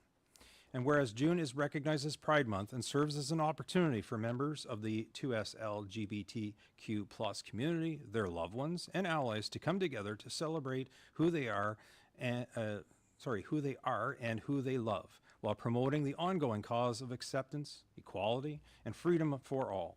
And whereas the City of Pembroke stands against discrimination in all forms and promotes human rights and dignity of all persons. Pride Month, taking place from June 1st to the 30th, I make this proclamation to recognize the importance of diversity in our community. The City of Pembroke values and appreciates the contributions of all ethnicities, cultures, contributions, and in the month of June, we highlight the contributions of the 2S LGBTQ+ community. I encourage everyone to join me as we create an inclusive, safe, and welcoming community for all. The Pride flag has been raised at City Hall proudly and will be raised for the entire month of June. Therefore, be it resolved that I, Ron Gerva, Mayor of the City of Pembroke, do hereby proclaim June 2025 as Pride Month in the City of Pembroke and encourage everyone in our community and surrounding area to take advantage of this opportunity to build bridges of understanding, respect, and celebration. The third proclamation this evening concerns BGC Club Day. I do hereby declare June 6, 2025 as BGC Club Day in the City of Pembroke. Whereas BGC Canada, formerly known as the Boys and Girls Club of Canada, is celebrating 125 years in operation, and the BGC Renfrew County celebrating 60 years through the community-based services supporting Canadian youth. And whereas BGC clubs serve young people and their families during critical out-of-school hours in small and large cities to support our youth in realizing positive outcomes in self-expression, academics, healthy living, physical activities, job readiness, mental health, leadership, and more. And whereas BGC Clubs welcomes all, regardless of their circumstances, with a mission of providing safe, supportive places where children and youth can experience new opportunities, overcome barriers, build positive relationships, and develop confidence and skills for life. Whereas BGC Club Day is a celebration organizing to offer residents an opportunity to share details on the programs offered to their children and youth in our community. This club is celebrating a significant anniversary nationally, and equally important is the 60 years being celebrated locally. I'm sure we all know of individuals touched by this great organization and the work that they do for young people and their families. Kudos to this organization, their employees, and volunteers for all that they do for the youth. We will be flying the BGC flag on the weekend of June 6 proudly. So therefore, be it resolved that I, Ron Jerva, Mayor of the City of Pembroke, do hereby proclaim June 6th as BGC Club Day in the City of Pembroke.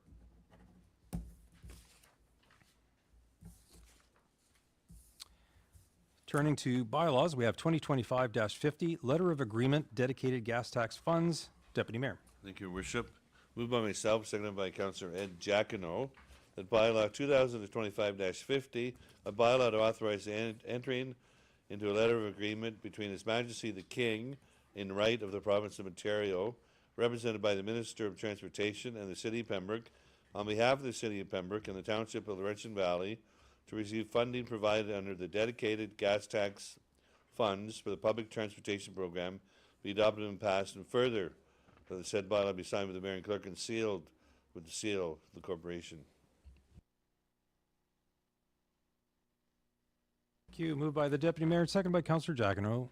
The bylaw 2025-50, a bylaw to authorize the entering into a letter of agreement between His Majesty the King in the right of Province of Ontario, represented by the Ministry of Transportation and the City of Pembroke, on behalf of the City of Pembroke and the Township of Laurentian Valley, to receive funding provided under dedicated gas tax funds for the public transportation program, be adopted and passed, and further said bylaw be signed by the mayor and clerk and sealed with the seal of the corporation. Deputy Mayor. This is money, funding received under this program is the same as the previous year, and is used by the Pembroke Area Handy Bus to support their operations in Pembroke and Laurentian Valley. A very much needed service, and it's been in operation, Your Worship, 36 years, around there. 36. And we want to thank all the volunteers and everyone that runs the Pembroke Area Handy Bus. Thank you. Thank you. Call the question. Those in favor? That is carried. There are no motions this evening. Correspondence, you'll see in your package the 6th Annual Provincial Day on Action. Just bringing that forward so that you can see that it's just not a local function in terms of taking action on litter and the environment. Bringing us to the Mayor's report. On May 24th, I had the pleasure of attending the annual Veterans Appreciation Dinner at our local Legion. I'm always impressed by the hospitality and warm reception at our Legion, and look forward to attending opportunities such as these. I was joined by many guests, including MPP Deneau, Mayor Bennett, and many other dignitaries. This year, the guest speaker was Wendy Jocko, former chief of the Algonquins of Pikwakanagan. It was a great presentation regarding Algonquins of Pikwakanagan, a little bit about herself, as well as the involvement of the Indigenous individuals in various conflicts. On May 28th, I had the pleasure to kick off the 2025 Options event here in the City of Pembroke at our PMC. The Options Skilled Trades Career Fair has supported Renfrew County High School students with career decision-making for almost 25 years. The event is one of the largest regional skilled trade showcases in Eastern Ontario, and each year more than 200 students participate in more than a dozen skill competitions that highlight their talent in everything from culinary arts to welding. It was a fitting tribute to Mr. Bramberger at the event, as well as an indication as to our new dean of the Algonquin Waterfront Campus. That particular evening, I was then joined by Sabine Mersman, CEO of the Pembroke Regional Hospital, Mayor Bennett, and Mayor Service, as we gathered with many students from Queen's University Medical School. Students were gathered in Pembroke to meet for the entire week with physicians and hospital staff as they further their understanding of the field and determine where they wish to specialize and practice.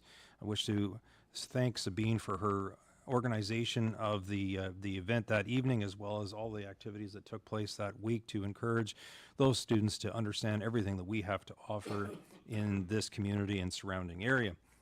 On May 29th, I had the pleasure of meeting with the winners of the coloring contest ran by our very own bylaw department that was held at the recent Community Expo. Job well done to all the participants as well as staff for taking on this initiative. On May 30th, the CEO and I had the pleasure of attending with President Brule and Government Relations Officer Mr. Quagish of Algonquin College as we further our strong relationship with the college. Always look forward to the healthy dialogue as we explore ways that we can assist each other and benefit the community at large. In respect to other matters, I wish to simply acknowledge that bulky item pickup has now been complete, and know that there's a number of areas in the city where public continues to have various items that has not been picked up, and I would ask that the residents please attend to those items. If they're still there, they're not going to be picked up. As always, stay kind and be kind to one another. Are there any notices of motion? Seeing none, Councillor updates. Councillor Purcell. Thank you, Mayor. On May the 30th, I had the pleasure of judging round 2 of the 2025 Ottawa Valley Battle of the Bands regional qualifier at Legends and Finnegan's here in Pembroke. There was 2 events that were held, one on May the 17th and one on May the 30th, and these events were part of a broader competition spanning 7 regions across the Ottawa Valley, culminating in a final showdown at the Ottawa Valley Stomp and Lumberjack Festival. The performances were judged based on originality, stage presence, songwriting, instrumental skill, and overall impact. As well, each band was required to perform at least 2 original songs and 1 stand-out cover. 8 bands performed over the 2 events, and Pembroke certainly does have very crafted and talented musicians, and I would welcome anybody heading down to Legends to see the performances for themselves. So that was awesome.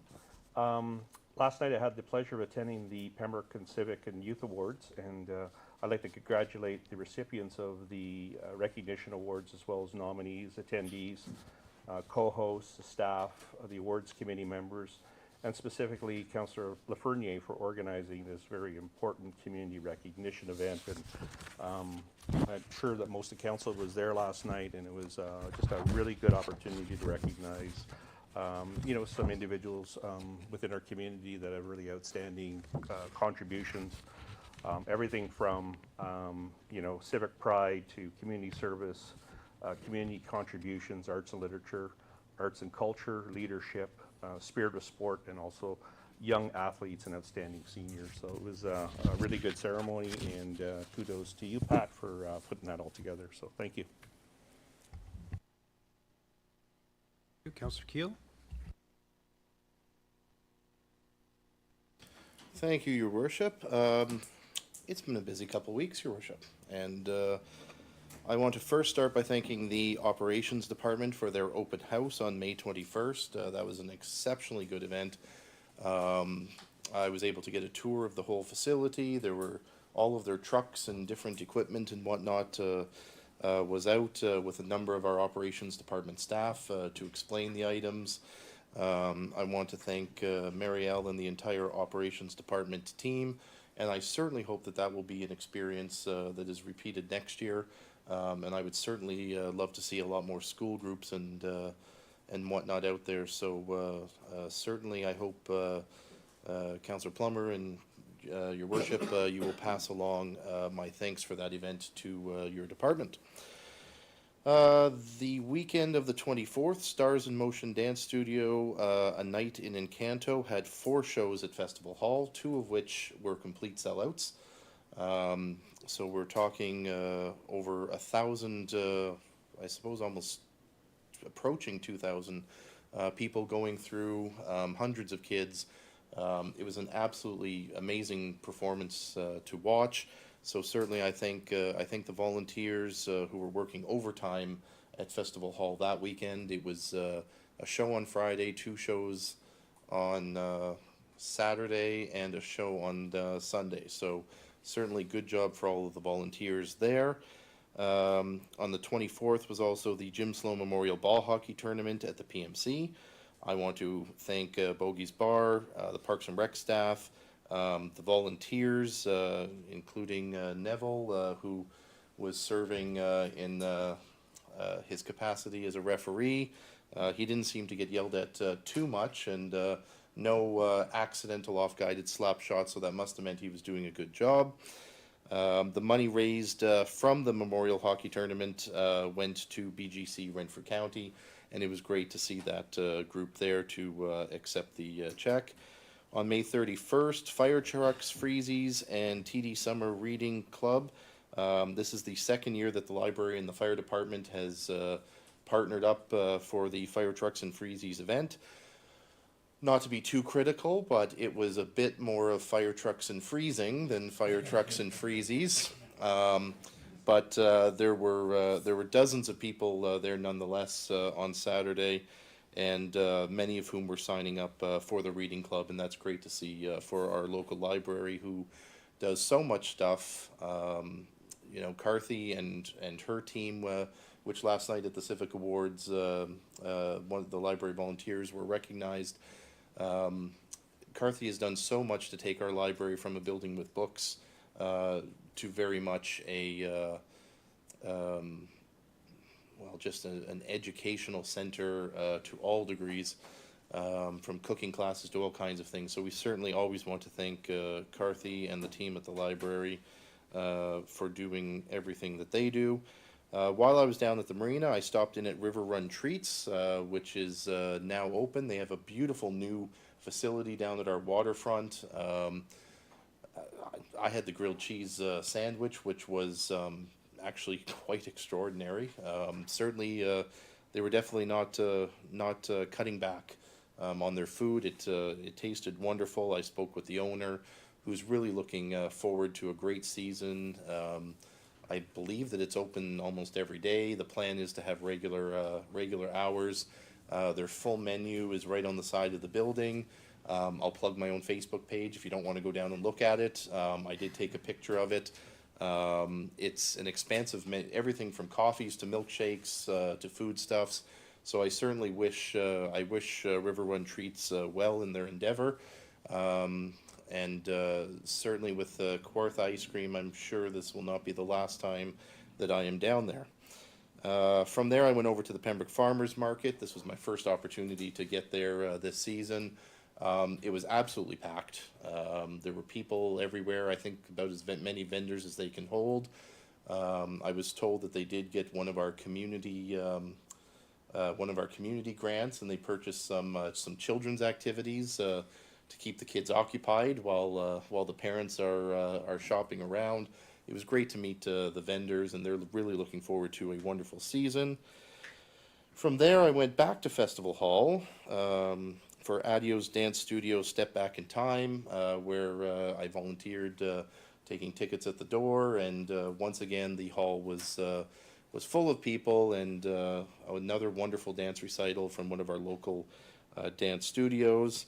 From there, we went over to Fitzy's for the Lasso Live Last Hurrah, and certainly, Your Worship, I do want to recognize Laura and Jason, the owners of Lasso, who put in a decade of serving our entertainment needs here in the city of Pembroke.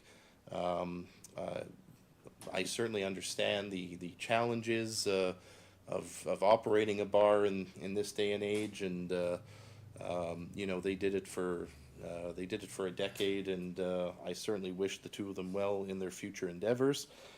Downtown will certainly not be the same without Lasso Live. The fundraiser, or the event over to Fitzy's was a fundraiser for Music Healing Veterans, which of course is another local group run by volunteers that assists with veterans' mental health and the use of music to assist with that. So again, more great volunteers locally. If that wasn't enough for this past weekend, Sunday was the vendor market fundraiser for the Upper Ottawa Valley Heritage Centre by Valley Markets, and I'm told that you and I just missed each other, Your Worship. I do believe your family had a little bit of skin in the game, though, at the Heritage Centre, because I did run into Kirsten and her table.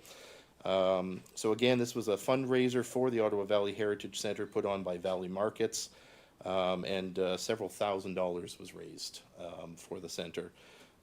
So anytime that we can assist the Ottawa Valley Heritage Centre, I know I was speaking with its operator, and certainly they do need a little bit of help. I don't think they would mind me saying that right now. There are some operational expenses that they're going through at the moment. So it was great to see so many people out, including so many people that told me this was their first time at the centre. So certainly anything we can do to drive people to our local museum. Not every community is lucky enough to have such a large and expansive museum, and they do a great job there. And from there, I went back to Festival Hall for the Healthy Foods, Healthy Minds Spelling Bee, benefiting CPAN, whose mission is to reduce and relieve poverty. The sponsors for this event were MyFM, Stephen and Julie's No Frills, Algonquin College, Chrissy McMillan of Remax Pembroke Realty Limited, and the Brick Pembroke. So there was about a dozen or so students competing, spelling words that I'm not afraid to admit, even I, you know, you really have that great feeling when in your head you go, I know how to spell that, and then they spell it differently and they're told they're correct, and you went, no, I didn't know how to spell that. So it was a really good event, and I certainly hope this is the first time that it's being run. And in speaking with the people at MyFM, I certainly encourage them to do this again next year. And then I won't go on too much at length, any more than I've already gone on at length, but last night was the Civic and Youth Awards.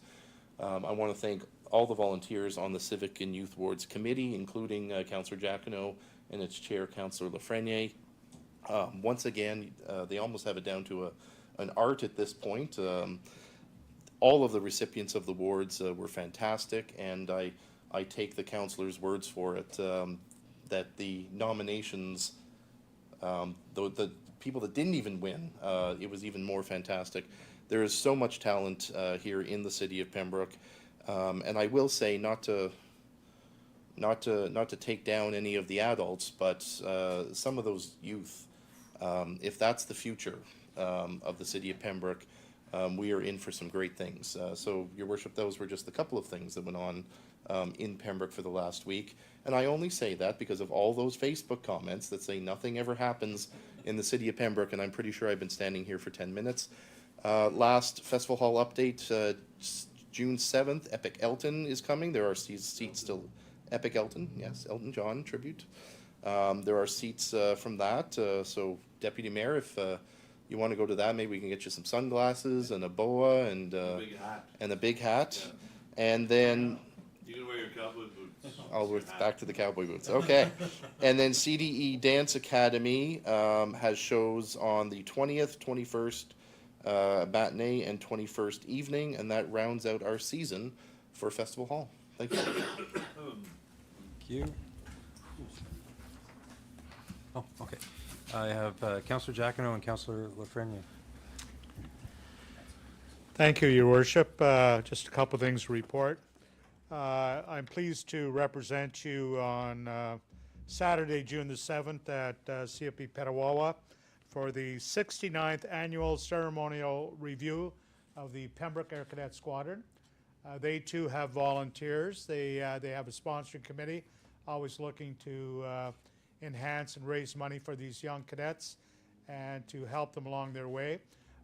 The training that they partake in is they like to learn to fly. They have a glider program that takes place in Brockville and other areas of Eastern Ontario. Some of the graduates of this squadron over the past have gone on to fly jets for the Canadian military. Many of them are flying commercial aircraft for Air Canada, and it's a good training program. And I know last week, speaking to Councillor Purcell, how proud he was of Olivia Fernelli, who was had flowers for Queen Camilla and His Royal Highness Prince Charles when they were in Ottawa. So again, not an Army cadet, not an Air Cadet, but an Army cadet. Wonderful training. And I had the opportunity to meet her father and mother at the Legion. Unfortunately, her father, 2 weeks after our meeting at the Legion at a dance event, was tragically killed in Afghanistan.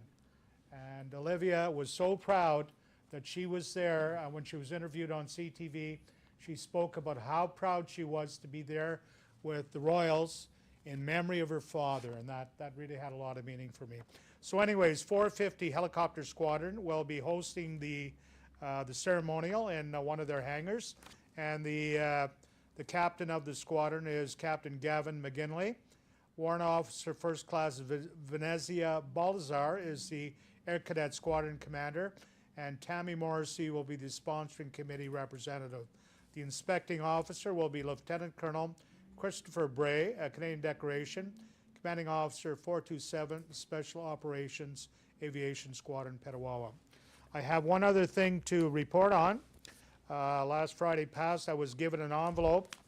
I don't know what's in it, from Gulfview Land Developments.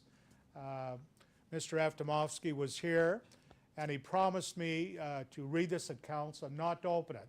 So I can keep a secret, but my wife would kept saying, "What's in that envelope?" I said, "Well, I don't know." I made the mayor aware that this envelope was in my possession.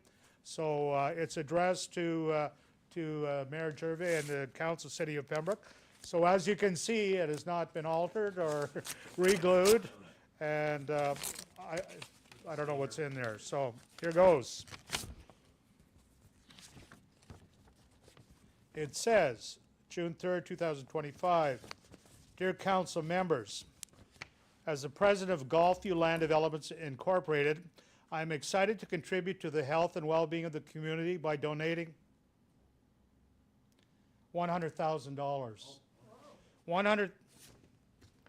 That's what it says. $100,000 for the city's use towards the progress of a new community center. He said it's been a long road and process to navigate these past few years with yet another obstacle ahead. We were unexpectedly thrown into a tariff war by the United States of America, which is negatively affecting our economy and delaying much-needed projects like the Gulfview subdivision. Like everything else in life, this too will pass. But in the meantime, we need to be patient as we navigate through this difficult and unexpected turmoil.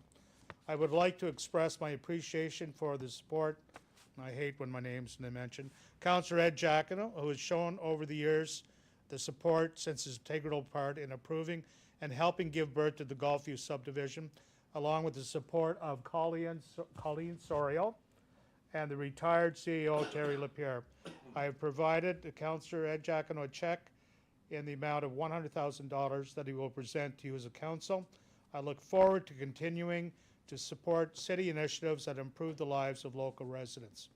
Having spoken with him last Friday when he was here paying a bill to the engineering firm JP2G, he said that in his estimation, Pembroke is his second home. He loves the people here, he loves us, and as Ms. Soria will know, we have not always been on good terms.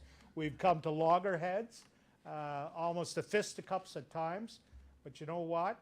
As Mayor McCann said today, you have to develop friendships, and I think we have developed friendship, and it's obvious that through this donation. So, Mr. Aftomovsky has also been good to the community in other venues that I may mention. A number of years ago, he presented a $10,000 check to Dean and Liz Tazzi, who ran the restaurant at the Best Western Hotel.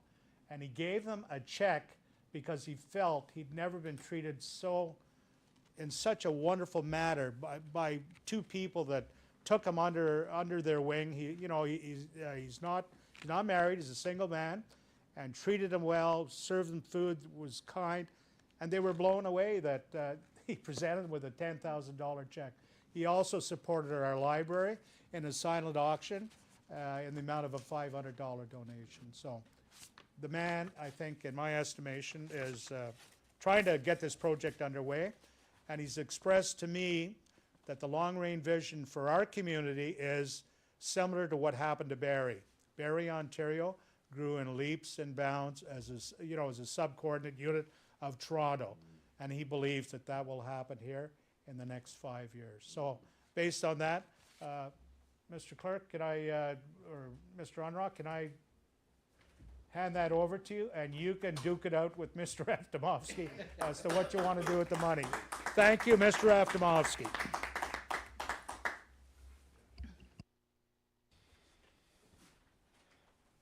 Councillor Lafreniere.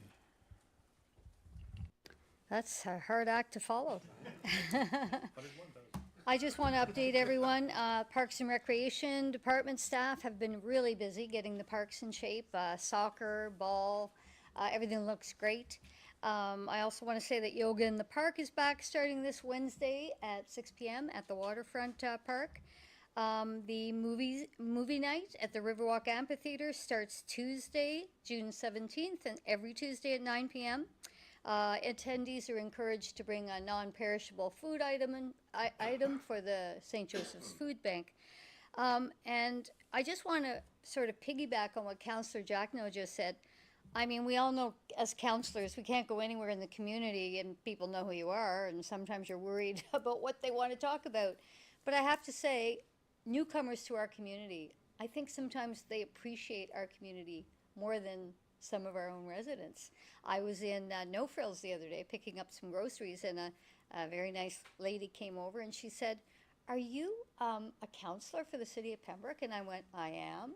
And she said, "I just want to say I watch your meetings." And I said, "You do?" I said, she goes, "Yeah, I just moved here in December from Toronto." She's from Pembroke, but she just moved back because her mother is 88 or 89 years old, she said, and she just wants to be closer to her mother. She was praising Pembroke and how she thinks that Pembroke's really going to take off. She moved back, she loves it, she wants to get involved in the community. And you know, it was such a nice conversation. We spoke for like 15 minutes. And she wants to get involved. So I told her there's an election next year and there'll be new committees set up. So I'm going to be in touch with her. But you know, it's true. We do have a jewel here. And you know, we have the same problems a lot of small communities do, but we have so much more assets here, you know. So I just want to remind everyone how lucky we are, really, to be here. So thank you. Thank you. Okay, Deputy Mayor? Thank you, Your Worship. A few items tonight. I was asked by Ann Pohl of the Mississippi Ottawa Valley Climate Matters Action Group to share 40 postcards, climate action postcards, written by people in Pembroke, all residents, young and old. And the goal was to send a message to local community leaders that the city of Pembroke would be presented these 40 postcards. And Madam Clerk, they're down in the lobby? Yes, they've been compiled into one large frame, and they can be viewed in the main lobby of City Hall. And she has a quote here: "For the city of Pembroke, we were able to gather 40 postcards, more than half of these handwritten messages. We hope that altogether these 270 messages, because they did it throughout Renfrew County, will encourage collaboration between Ottawa Valley communities regarding mitigation, resilience, building, and adaptation efforts so urgently required for the sake of all future generations." So we thank them for that. So this Saturday is the Krista Johnson Memorial Run, Riverside Park. It's never too late to register.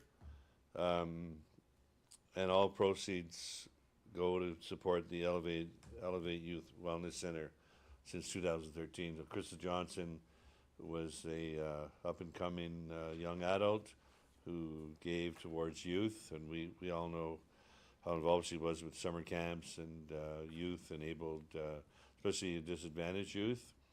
And so my wife and I will be participating in that one. In the, I think we're in the 2-kilometer run walk, but I'll be walking in that. So it's never too late to register, and the website is kjrun.ca. And once again, all the proceeds go to the Elevate Youth Wellness Center in the Phoenix Center downtown. Congratulations and thanks to everyone on the committee last night, the Youth Action, or the Youth Civic Youth Awards. I nominated Ron Moss for a Spirit of Sport Award, and the committee selected him. Ron Moss, what can you say about that guy? Advocating for active living and cycling in Pembroke and Laurentian Valley. So we want to thank Ron Moss again. The Rain Barrel campaign is over. Friday night, we had Ian Patterson and Kevin Cleese unload the truck, and then I showed up later on, and we sorted through all the rain barrels. We've sold 73 rain barrels so far. We have 2 left, and I want to publicly thank Ian Patterson, Kevin Cleese, and Ron Gervais. We spent the whole day, 10 till 3 Saturday, distributing the rain barrels. And there's 2 left. If you'd like to buy one, contact the mayor or I. All the proceeds go towards the community garden. Pembroke Care for a Community Garden. Speaking of the community garden, the next day we spent a number of hours there planting for the food bank garden, the big land garden. And this year we have 6 4x8 garden beds for the food bank. last year we had 4, but 2 people didn't claim a garden bed, so we're giving it to the food bank. And we had a donation of over 200 seedlings from the Pembroke Horticultural Society. Terry Hodgins and Stuart Norman showed up. We want to thank them for that. And I think that's all I have, and we want to thank everyone for the help this weekend at the community garden, also planting. Thank you, Your Worship. Thank you. Councillor Giacono, I understand you have a motion to move into a closed session. I do, Your Worship. Moved by myself and seconded by the Deputy Mayor, that this meeting become a closed meeting to discuss proposed or pending acquisition or disposition of lands by the municipality as per Section 293, Section 2-C of the Municipal Act regarding John Street. And waiting your signature, Your Worship. Thank you. Moved by Councillor Giacono, seconded by the Deputy Mayor, that this meeting become a closed meeting to discuss proposed or pending acquisition or disposition of lands by the municipality as per Section 239, Sub 2, Sub C of the Municipal Act regarding John Street. Called the question. Those in favor? That is carried. We will now move into a closed session.